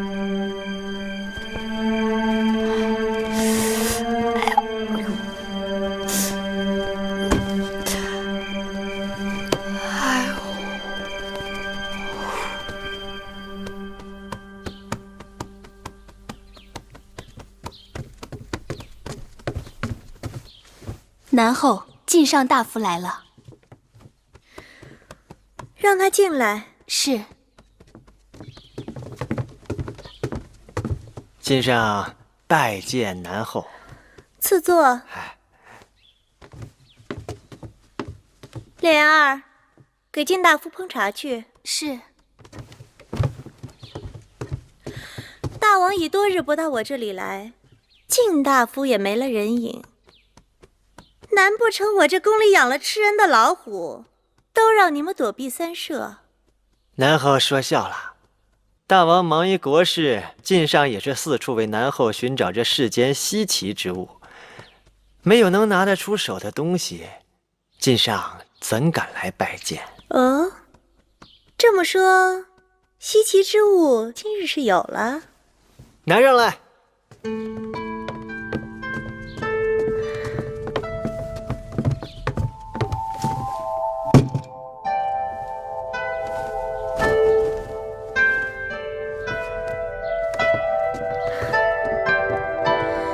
这灯的做工倒也独具匠心，不过这东西即使咱们宫里不多，也不是没有。晋大夫怎可夸口说这是世间稀奇呢？南后可曾注意到，此物的材料不一般之处？乍一看像是羊脂玉石，可再一看，又比羊脂玉石更加晶莹细腻。这是何等的奇石，才有这样的品质？南后好眼力，但此物却非奇石所作，乃千岁九尾天狐之骨。莫非这就是传说中有通天之术的九尾天狐？50岁狐能化妇人，100岁狐能化美女。正是。千岁九尾天狐死后，其骨化为美女形态，晶莹细腻，赛过玉石。夜晚点亮，可让宫殿亮如白昼。但这还不是此物的绝妙之处。此物的绝妙之处在于，一旦与烛火接触，它便冉冉溢出甜香，充斥四周，经久不散。而这甜香更是世间绝无仅有之物，最暖男女之情。这么好的东西，我怎么从未听过？晋大夫真是无所不知啊！南后若是喜欢，不妨今晚就试试。大王如今连我的兰桂台都不来了，我点着灯又有何用？是啊，那就太可惜了。晋大夫，我知道大王最近政务繁忙，可无论再怎么繁忙，也用不着常常出宫啊。这里面是否有什么隐情啊？这个，晋上不太通晓。看来这中间的确有鬼。晋大夫，你我相识多年，我也没少给你帮忙。看来今日你是诚心要向我隐瞒实情了。南后恕罪，晋上实有难言之苦。说，此事知情者甚少，若大王知道是晋上多嘴，晋上的脑袋就保不住了。你的脑袋就是我的脑袋，说出来定会有你的好处。你们都下去吧。是。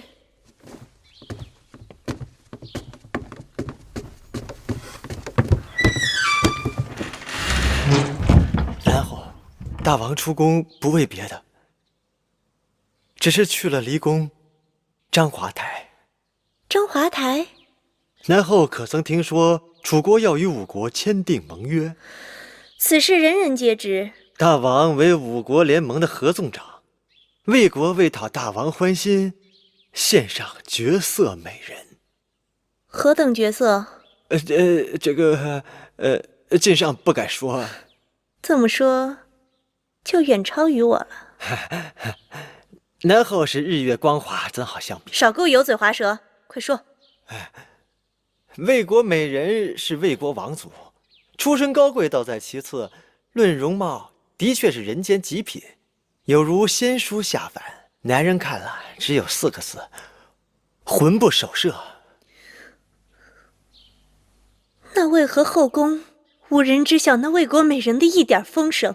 这是大王怕南后知道了心生不快，所以才传旨赐魏国美人驻章华台。那吴国有心攀附大王倒也罢了，竟然送来美女迷惑大王。一个合纵2字，竟然离间了南后与大王的恩爱。微臣看着，的确是为南后鸣不平啊。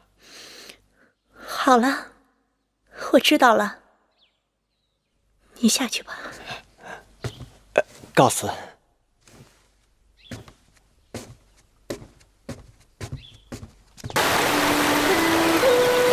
夫人，请看那里，那是杜若。你看那花开得多娇艳，过几日就要结果了。魏国没有杜若，我听说它结子如豆蔻，根部是药材，能理气治痛，疏风消肿。夫人好学问，大王特意让人在这章华台周边种了许多杜若和碧丽。看，碧丽结果子早，都有果实了。这果子熟透了，摘下来，用里边的果粉制成凉膏，夏日消暑，可好了。夫人，仔细着手，当心扎着。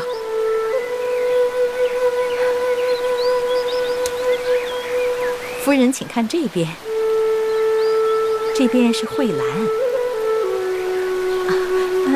那是紫藤，湖面上还有鸳鸯。这些都是大王叮嘱让微臣置办的。这章华台极尽奢华，但是未免太空旷了。偌大个宫殿，里里外外除了臣妾，就都是些伺候臣妾的下人，连个说话解闷的人都没有。这也是大王的美意，以免外人搅扰了夫人的清幽。昨日我随处走动，看到西南处似乎还有一个殿宇，楼阁台榭样样精巧，不知那是何处。夫人说的那是月华台，已经许久无人居住，荒芜得很。我能否过去看看？月华台荒芜萧索，断井颓垣，夫人还是远离那地方为好。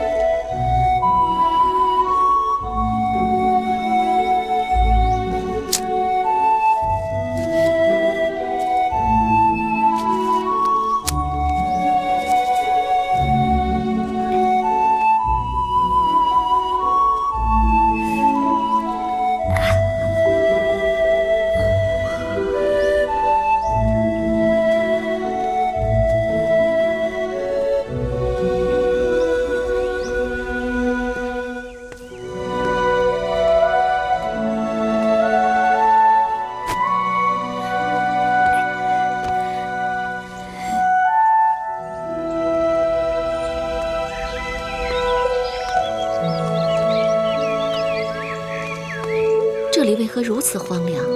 夫人，听说这月华台过去也曾歌舞不休，后来建了那张华台，这月华台也就被割荒了。宫里都是这样，喜新厌旧的。夫人，我们还是回去吧。为什么要回去？大王若是知道奴婢把夫人带到这儿来，奴婢的性命定保不住了。那你回去吧。可是，奴婢若是把夫人一个人留在这儿，大王知道了，奴婢的性命还是保不住。所以，无论怎样，都是一样的。对奴婢是一样的，对夫人是不一样的。夫人是贵人命，奴婢是贱命。殊途同归，你和我的命都不在自己手里，又有何区别？你这话让人听了真是伤心。你是谁？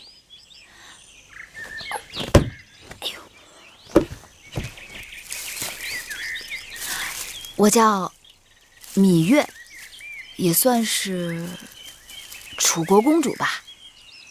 我是魏王献给楚王的礼物，他们都叫我魏美人。哎，你站那别动。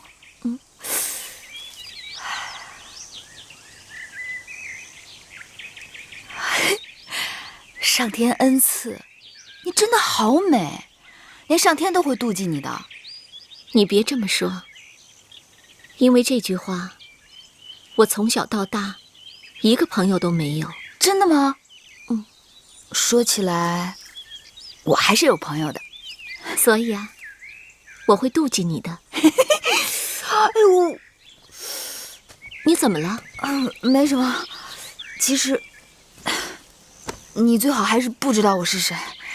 你若是知道了，说不定会后悔跟我说话的。我只知道眼前的这个你，你的昔日和他日，都与我没有干系。遇上你，真是我的幸运。你是不知道我的无奈，自己的命生下来，就已经被别人决定了。就像夜晚的月亮，永远是从东边升起，西边落下，不可能改变。那要看你怎么想了。月亮不也有上弦和下弦，还有15的满月吗？我又不是月亮。嗨，我只是比喻，别那么灰心。人总是有机缘的，虽没有预知，但总有相遇。就像你我这样，交个朋友吧，送给你。谢谢你。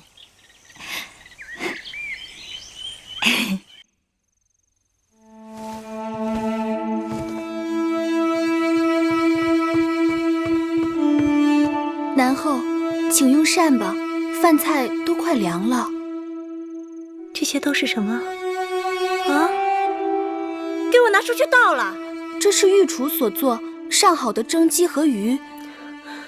天气炎热，大王政务繁忙，哪吃得下这些油腻之物啊？我不是跟你们说了吗？要力求清淡。南后，愣着干什么？还不快去！大王今晚还会来吗？大王为何不来啊？奴婢听说，大王去了章华台，此刻夜已深了。你再给我说一遍。奴婢说，大王去了章华台。你们都知道大王去了哪儿？大王干了什么？是不是？夫人，你们早就知道这一切了，是不是？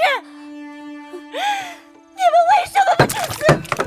为什么？你我结拜姐妹，以后遇到什么难处来找我就是。我长你1岁，应该由我来照应你才是。彼此照应，不在于年长年幼。我自小孤独一人，能够遇到你，真是我最大的幸运。遇上你才是我的幸运。我日日被关在这儿，要没有你跟我说话，我都快闷死了。殷公主，前面就是月华台了。那个芈月被关在月华台这么多日子，定是度日如年。一想到这个，我心里就好痛快。其实月公主也没有多大的过错，魏后是拿淑公主无法子，拿月公主出气罢了。你懂什么？那芈月是我天生的仇人，魏后在气头上责罚了她，她定会将这笔账记到我头上。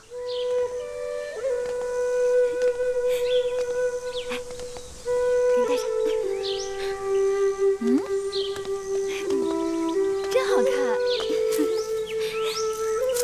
我来给妹妹戴上。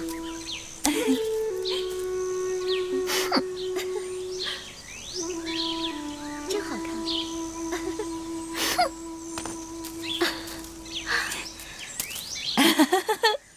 张仪听说南后近日身子不适，特来探望。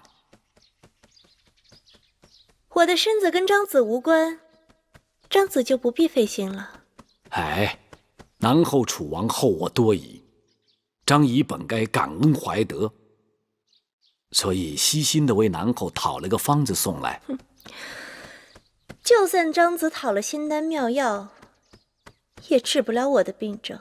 哈哈哈。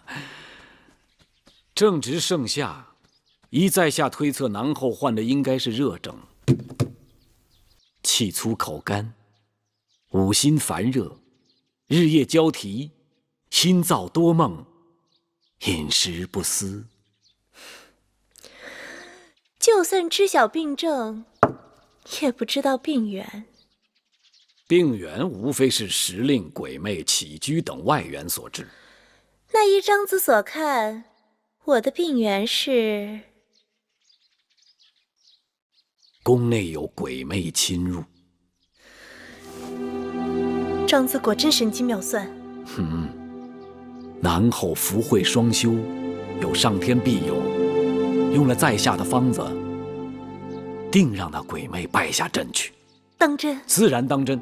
那张子快将方子告知于我，那方子若真管用，我必会重谢。夫人且慢，用我这方子，还需先备下一个药引子。药引子？那东西在何处？就在宫中。我这药方子管不管用，全要看南后那药引子用的是否恰当。快说，那药引子究竟为何物？那药引子就是咱们的大王。芈因拜见母后。因儿来了。母后慈悲，将芈月禁闭在月华台，潜心思过，谁料她竟擅自攀窗而出，悬壁而入，四处游荡，视母后的旨意为儿戏。竟有此事？芈月目无尊长，野蛮成性，我未及时早早对她小惩大戒，以至于她养庸遗患。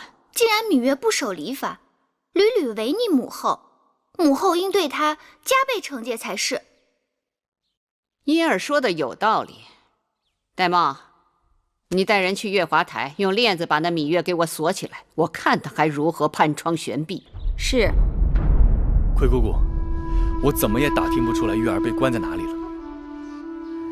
奴婢本想找淑公主寻个办法，她和月儿最好，又和微后身边的人走得近。但如今淑公主被禁足在高堂台，连绿萝也被打死了。我要去面见微后。微后视月儿为眼中钉，公子千万当心，不要引火烧身。眼下月儿比什么都重要，子歇顾不了那么多了。子歇告辞。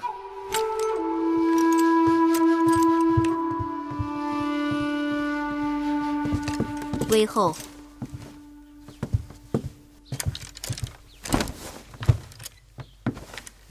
微后，月公主年少无知，冲撞了微后，现已知错，望微后开恩，放了月公主吧。芈月若是宫外一野女子，倒也罢了。她是先王之女，大王之妹，目无王法，十恶五孽样样俱全。公子让我对她网开一面，那以后这后宫谁还遵循礼法？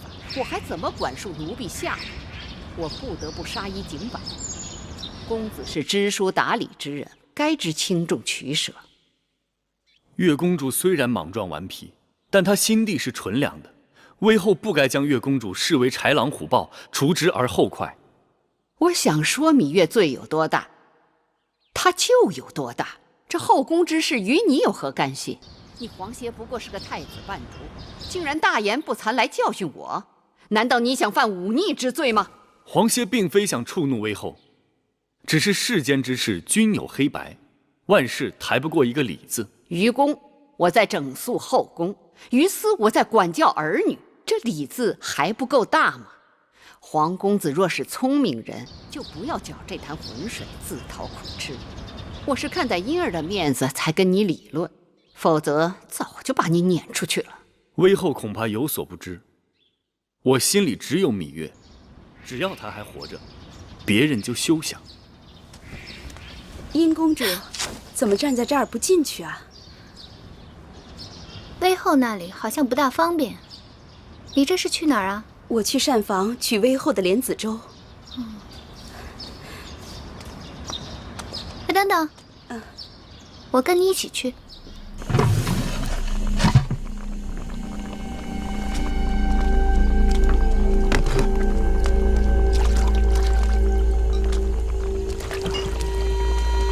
威后要的莲子粥好了吗？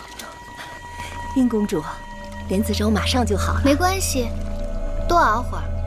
上回你们送过去的莲子粥火候不够，还有那莲心也没有剔干净。这回我们仔细着呢，保证不会出差错。那就好，忙吧。是。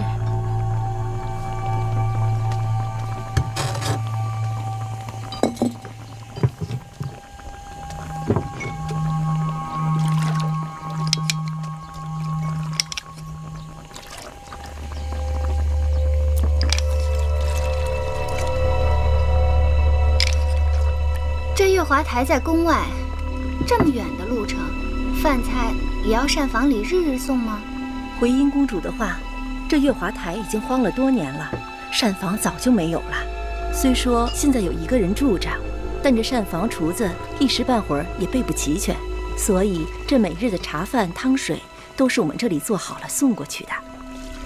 这说远呢也不远，反正就一个人的饭食，就劳烦侍女们每日多跑2趟。原来是这样啊！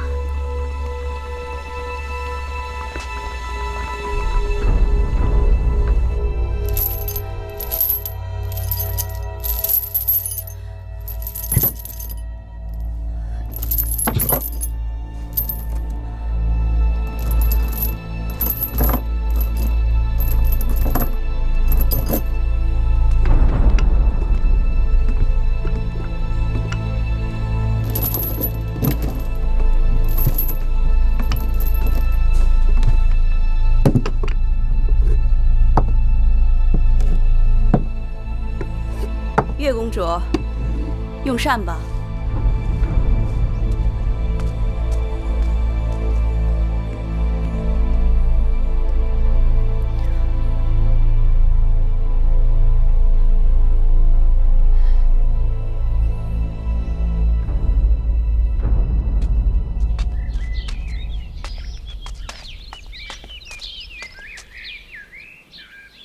月妹妹。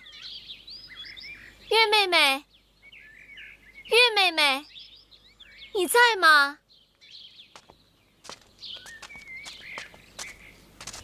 月妹妹，你怎么不说话？你是不是病了？月妹妹，月妹妹，夫人，我们回去吧。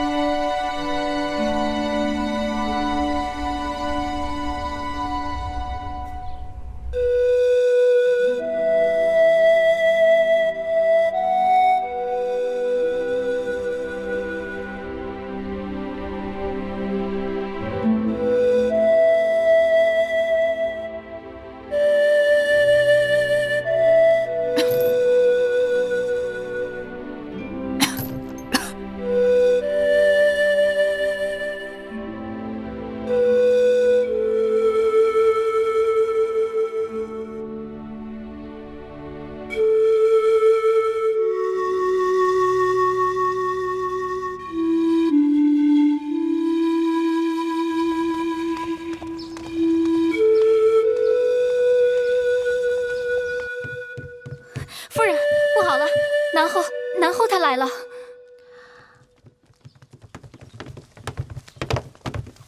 郑袖，拜见魏美人。拜见魏美人。你们这是干什么？南后，快快请起。快，把东西都拿进来。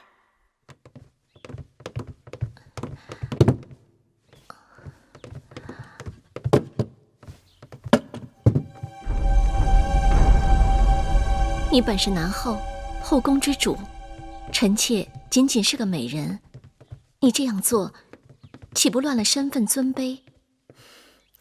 什么身份尊卑呀？妹妹是天女下凡，众芳花魁，姐姐见了只有喜欢二字，别的什么都顾不上了。再说了，这女子的容貌若分品级，妹妹必是先出天后，我惭愧的连个侍婢都比不上，所以只好金钗不群的来拜见妹妹。南后这样抬举臣妾，让臣妾惶恐万分。切不可再叫我南后，否则啊，让我无地自容。今后你我就以姐妹相称，我愿留在章华台，日夜伺候妹妹和大王，就怕姐姐搅扰了妹妹的清静。不，这伺候二字怎可胡说？这偌大的宫殿，空空荡荡的，就我一个人住。姐姐要是愿意时常过来与我说话，我高兴还来不及呢，有何搅扰？谢妹妹不弃草莓之恩。姐姐，你这不是折杀我吗？好妹妹。好姐姐。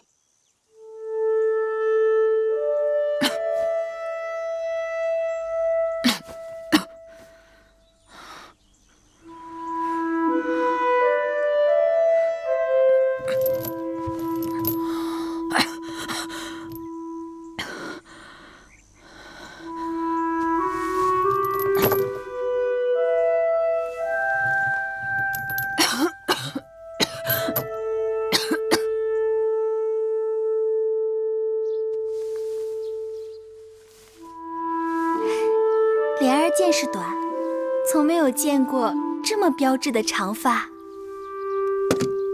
岂止是你见识短，我又何曾见过这宛如丝绸的秀发？曾经我也为自己的长发感到骄傲，可今日与妹妹一比，真是井底之蛙。不过我这儿有一方子，是早些年魏国美人熏江王后护理秀发用的。此方先要采摘金鳞草、白芷、山泻、宫滇香、辛夷晒干，再加大黄、粉丹皮、细辛细细研磨成粉，加少许麻油拌匀后晒干制成。待头发洗净后，将粉末撒在头发上，再用篦子细细篦取。用此方后，不但可使头发香气袭人，还能长久保持柔软光泽、细腻如丝。妹妹，你不妨试试。都说宣江真发如云，不屑敌也。原来是有这么好的方子在帮他。可是这个秘方太过繁琐，妹妹是慵懒之人，繁琐之事都避之不及。哪用得着妹妹亲自动手？我那儿就有现成的。莲儿，一会儿跟美人端一坛过来。是。妹妹怎敢如此劳驾姐姐？你我姐妹相称，还分什么彼此呀？那谢谢姐姐。拜见大王。臣妾拜见大王。臣妾拜见大王。起来，起来，都起来吧。你们这是？我听说美人妹妹刚刚入宫，人地两生，唯恐下人伺候不周，特来照应。我们已结为姐妹，愿同心协力，共同侍奉大王。同心协力伺候寡人。南后姐姐一片赤诚，体贴入微，待臣妾如亲姐妹一般。南后宽仁大度，开诚相见，实为后宫楷模。看到爱妃相处得如此和谐，实在是寡人之大幸，大幸啊！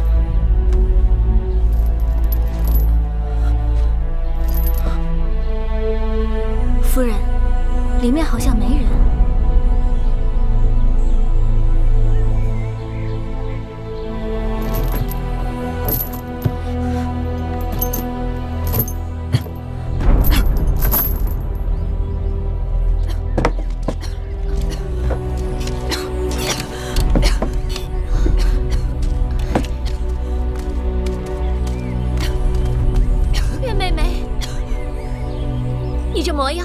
到底是怎么了？这些日子我浑身疼痛，四肢无力。你是不是病了？可有御医前来诊断？眼下我被禁闭在此，有人巴不得我能够快快死掉，哪里还肯派御医给我？我这症状起得古怪，像是受了毒物之害。是何人要害你？我去禀报大王。他位高权重，无人可奈何得了他。再说，他想害我，定是早谋划的滴水不漏。这怎么办？月妹妹，我要怎样才能帮你？你看到那些灌木吗？开着白色的小花，是开着球状的小花吗？它们是土茯苓，你若能挖出它们的根茎，或许还能救我一命。好，你等我，快帮我一起拔。是。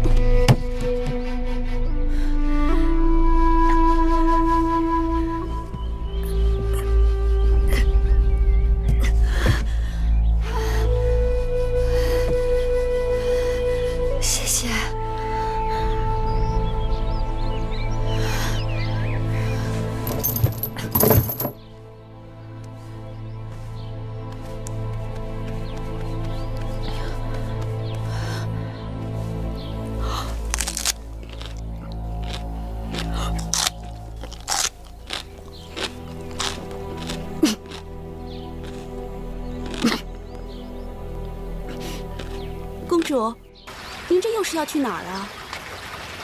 随便走走。魏后刚刚解了公主的禁足，公主马上就在高堂台待不住了。前日去了云梦台，昨日又去了荣华台，这2日已经把宫里大大小小的宫殿都转遍了。公主，你到底在找什么？实话告诉你们吧，我在找芈月妹妹。你们知道她被关在哪儿了吗？好吧，你们不告诉我，我就带着你们日日找，直到找到为止。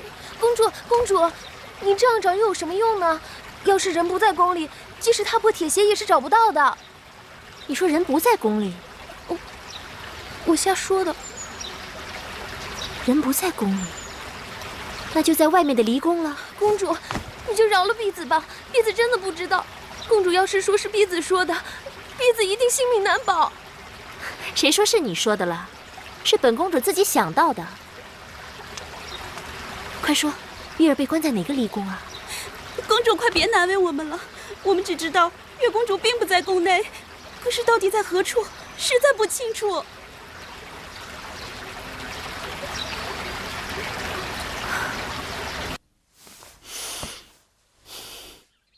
因儿就是懂事，难为你知道我睡不安稳，送来这香枕。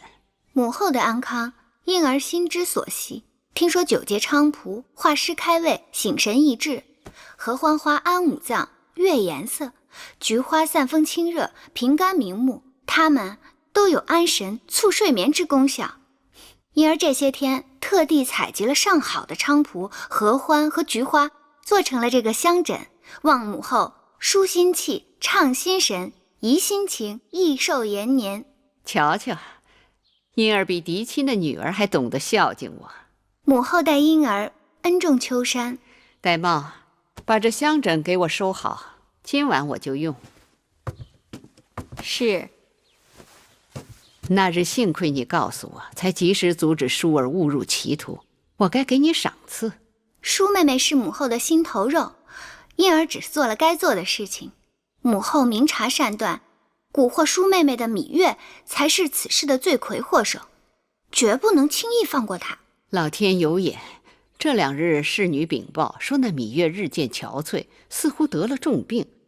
我传了旨，生死有命，就不用看了。别看她还有一口气，只怕此刻也生不如死。这的确是报应。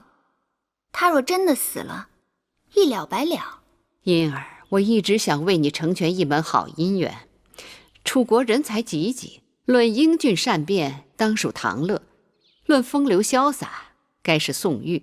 你何苦一定要嫁给黄歇呢？因儿眼中只有黄歇，当世俊杰，无人能比得上他。可你应当知道，黄歇对芈月痴心不改。公子歇并非不知好歹之人，那芈月朝不保夕，再由母后出面替婴儿做主，到头来黄公子定能分辨其中的是非曲直，权衡轻重。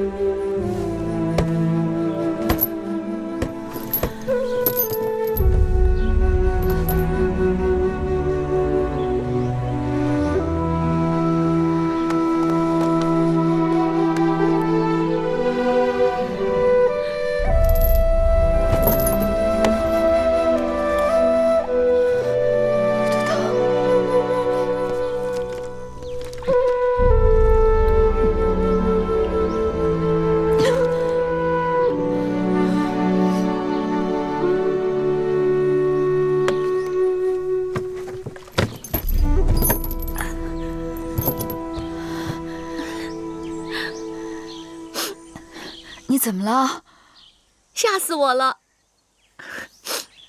你要是再不把水囊取下来，我就以为你死了。我不能死，我还有2个弟弟要照顾呢。好了，我开玩笑的。我听说绿豆汤最解毒了，以后我每日都给你送来，还有一些吃食也一并送来。我近日觉得好多了，我也不知道我中的是什么毒，要真正去除还需10日。幸好有这几日的土茯苓，我被关在这里无聊，每日对着窗外辨认花草。那土茯苓是我最熟悉的，它能解毒，还能熬粥熬汤。小时候我弟弟生口疮、生疹子，魁骨也用它治。我能活下来，说明老天要我活下来。你当然要活下来，要不然你怎么对得起我这双手？这些日子把土茯苓把我的指甲都挖烂了。昨夜大王过来，怕他看到，吓得我一直攥着拳头。大王很宠爱你。但是楚国不是我情愿要来的，可魏王说楚国要与5国联盟，我嫁过来，如果能讨大王欢喜，对我们魏国，对大家都好，所以我就来了。我爹是文侯之后，在魏国也算有点地位，大王宠我，只怕是看在魏王的面子上吧。或许是，或许不是，但无论怎样，你都是我见过最美的女子。世人只要他不瞎，就会珍惜你的。如果大王他真的看中我，我一定会借机向他进言，让他找出害你的人，并放你出来。不，最好不要。你刚到楚国，还不知这楚宫里步步陷阱，人心叵测。我已算是小心，却还是吃尽了苦头。不会人人都是歹人吧？我到了楚国之后，先是遇到了你，然后就是南后姐姐，你们待我都特别好。南后？南后姐姐与我姐妹相称，她每日都到章华台来看我。除此之外，她还把最好的吃食让我先挑，最好的东西让我先用。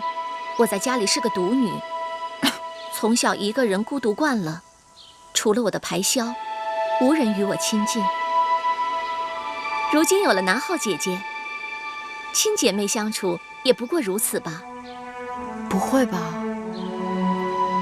在这宫里，最不希望大王宠爱你的人，就该是他了。妹妹是不是一朝被蛇咬，10年怕井绳了？姐姐不信我的话也就罢了，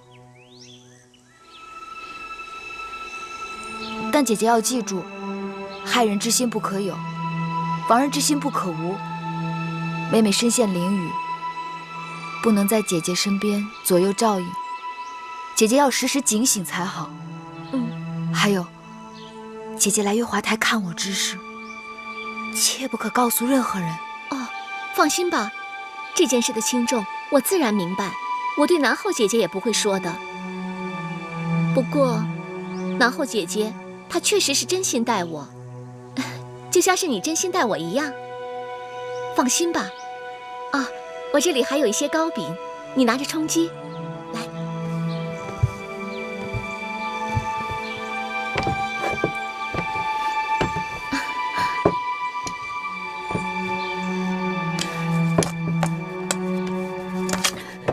谢谢姐姐。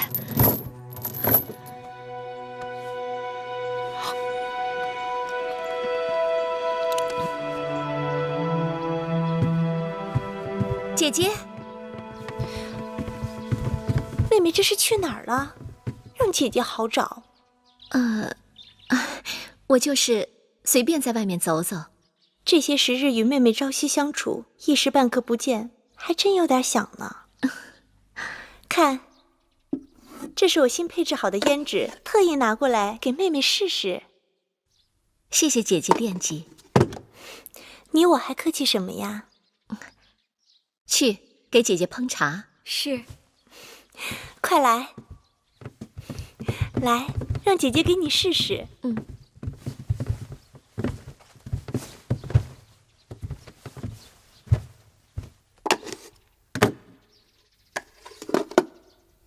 你看如何？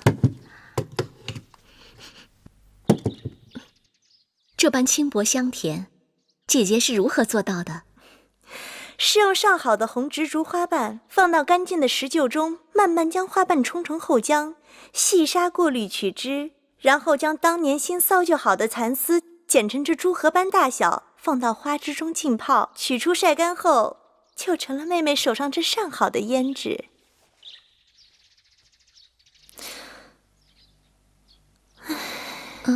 怎么了？这胭脂再好，和妹妹的人面桃花相比，也黯然失色。看来妹妹的确用不着这些东西。姐姐竟会说笑。这么好的胭脂，姐姐要不想给，妹妹可要自己拿来用了。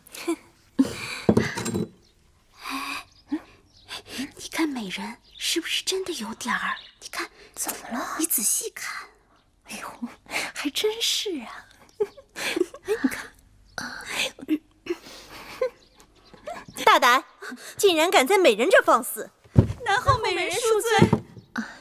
姐姐，下人们常有粗疏失礼的时候，不必和他们一般见识。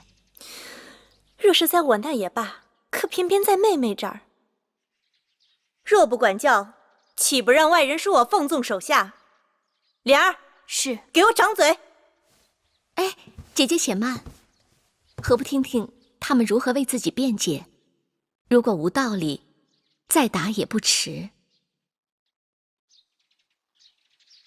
既然美人给你们求情，我就给你们次机会，说，到底在嘀咕什么？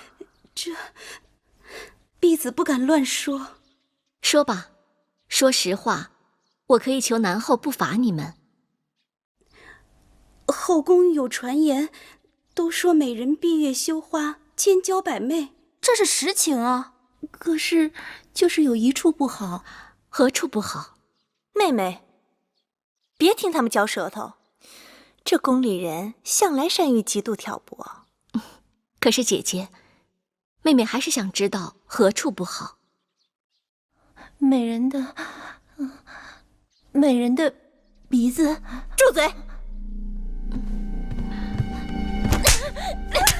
美人的鼻子，可是你们这些贱人可说的。给我狠狠打，好让他们知道做婢子的本分。给我接着打，打完了嘴，再罚跪2个时辰10板。大哥饶命！大哥饶命！我再也不敢乱说了。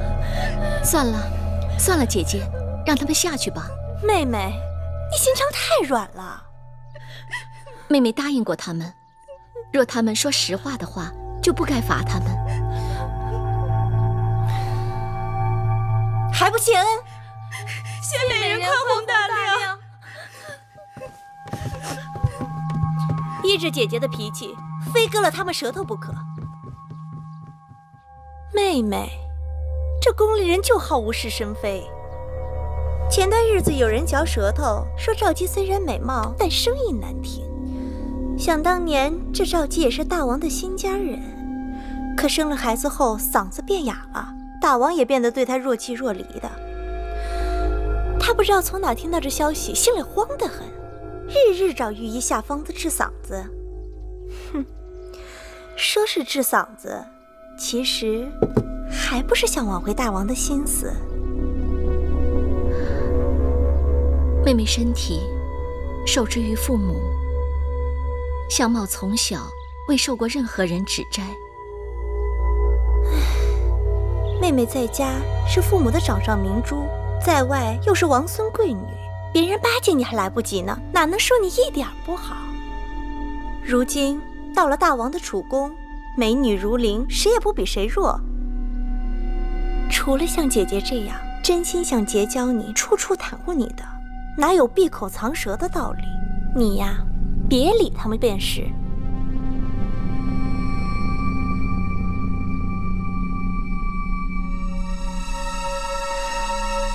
姐姐也真是个粗心人，他们不说，我还真没看出妹妹脸上的缺憾。我真的看不出什么。你从小到大都看自己的面孔，自然很难看出瑕疵。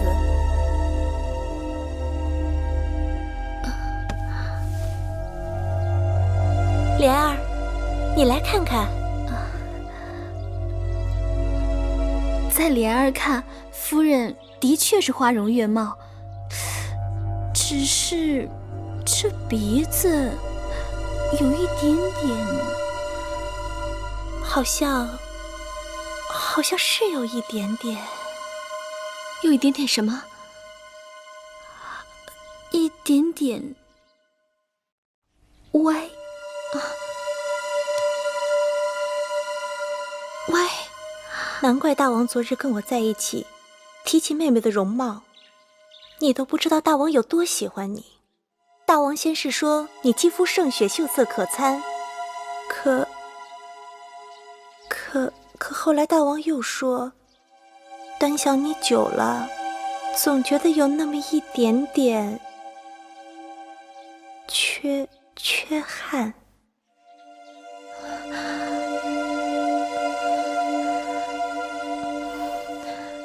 妹妹别担心，大王提起此事时，我马上打岔过去了。我说，大王，你太过于挑剔了，妹妹是丽质天成，白玉无瑕。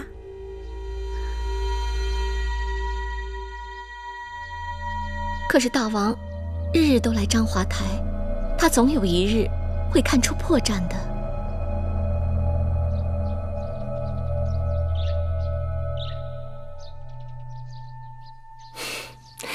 傻妹妹，这兵来将挡，水来土掩。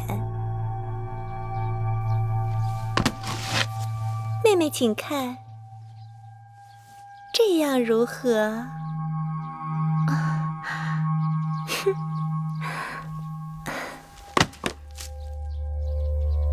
这样呢？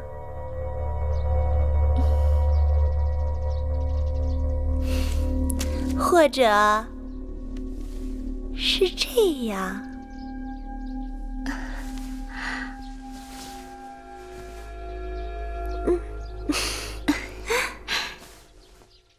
谢谢姐姐细心指教，是妹妹聪慧。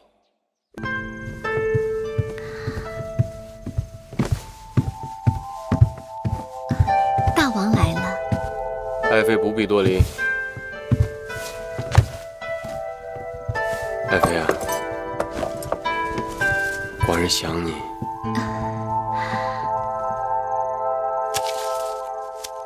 爱妃，你可知道，这是寡人有生以来第一次摘花给一个女子。谢谢大王。嘘，爱妃啊，今日屋里的灯光为何如此昏暗呢？今晚月光好，如果屋里太明亮了，反而辜负了月亮的皎洁，对吗，大王？爱妃果然好情去啊！爱妃，寡人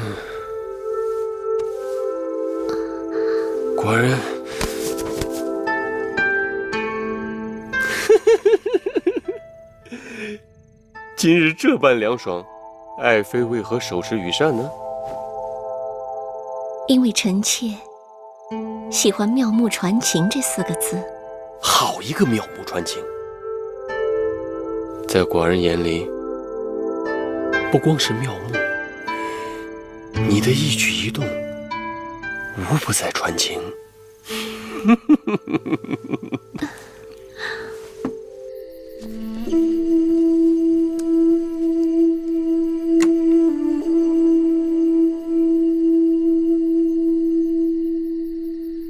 子期，夫子，你久等了。为师刚刚完成新政12册，几日后便可呈给大王。这新法主要以军爵平陆、任贤能、赏战功、削冗官、拓荒地等12条法令。楚国的疆域大于秦国，根基深于秦国，人才多于秦国。若能实行新政，必将称霸诸侯。大王倚重夫子，若是这新政12册得以推行，千秋万世将熏祭夫子的功业。新政推行，虽大利楚国，但必然会招致朝臣勋贵们的怨恨。老夫但求不像伍子商君那样死无全尸即可。眼下秦国崛起太快，我怕他们不会给楚国太多的时间呐。夫子不必过虑，我国使臣将齐聚郢都，定联盟合约。楚国又是合纵长，有这6国联盟在，即便秦国崛起的再快，他也不可能一口气并吞6国。说得对。哎，这么晚了，你找我何事啊？夫子，我有事相求。你说。月公主因为得罪了威后，被杖责关押起来了，至今下落不明。恳求夫子帮助疏解，解救月公主。唉，月公主是个身世可怜的女子啊。好吧，欲治其国者，必先齐其家。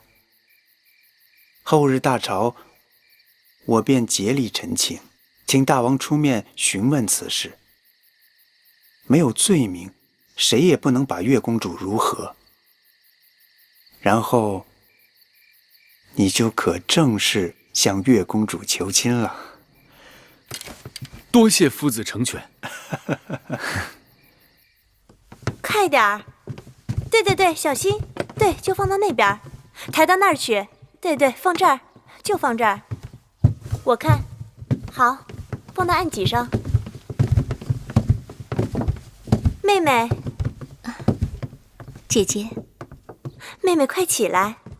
姐姐为酒宴已经辛苦整日，何不坐下歇歇？今日妹妹生辰，大王特别赐宴，你又不喜欢热闹，别人只好作罢。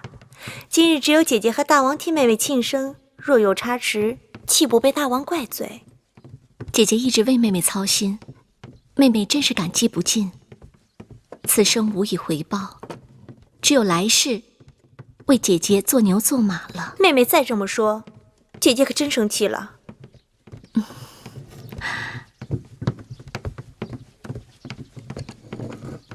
啊，你等等啊，那盆花放在门口。是。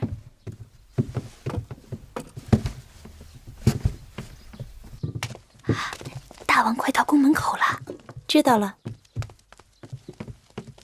哼，妹妹，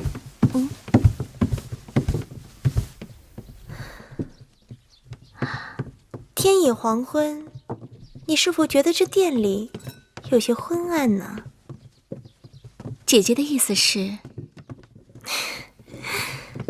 平日里我劝你与大王单独相处时灯光要幽暗，那是为了让大王只看到你曼妙的身材，而忽略了你的缺憾。可今日是盛宴，灯光过暗，一是不吉利，二是坏了气氛。那可怎么办？我想，何不把那九尾天狐灯拿来，放到妹妹身后高处？灯下黑的道理，妹妹是懂的吧？既照亮了大殿，又照不到妹妹，你觉得这主意如何？姐姐好聪明，我这就进去把九尾天狐灯拿出来。妹妹快去，别耽误了时辰。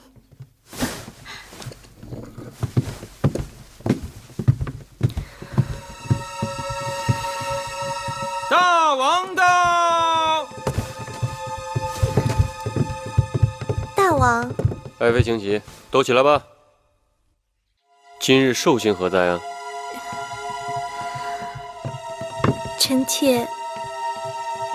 臣妾不好说。美人病了？美人妹妹没病，只是回去取九尾天狐灯了。取灯就取灯吗？有何不好讲的？可臣妾认为，美人这么做，未免对大王太为不敬了。那盏灯是爱妃送给美人的吧？更何况寡人看来，那灯也没有什么不好啊。正因为好，所以才被妹妹再三讨要，我不得不给她。竟是她向你抢索的？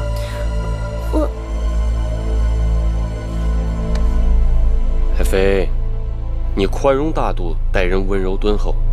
魏美人刚刚入宫，一盏灯而已，小事一桩，给她就给她了。可她讨要的理由也太牵强了。什么理由？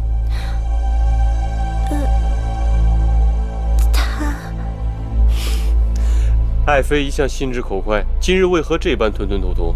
有寡人在这儿，但说无妨。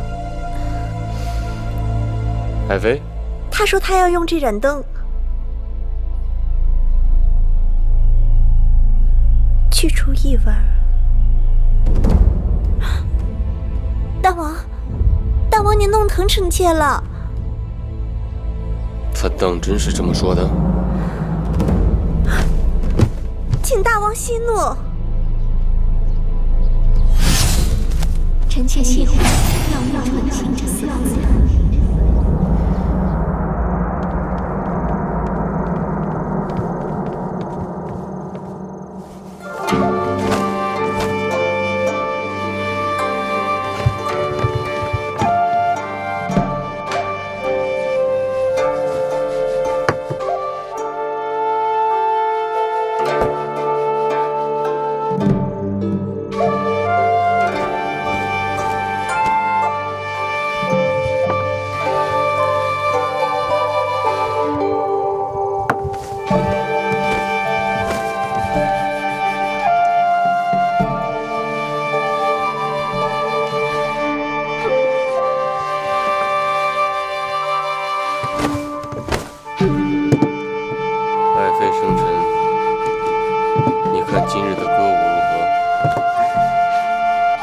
好极了。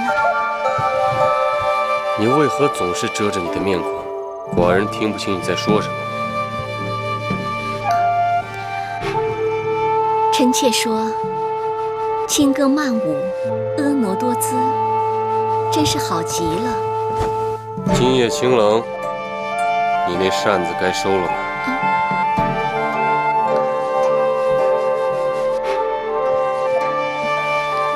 是。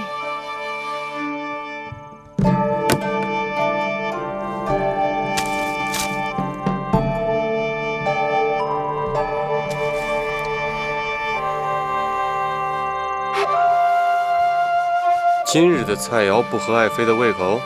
不，南后姐姐特意让御厨精心准备，菜肴美味可口。那是酒不好喽？不是。那寡人为何见你菜味吃一口，酒味喝一樽呢？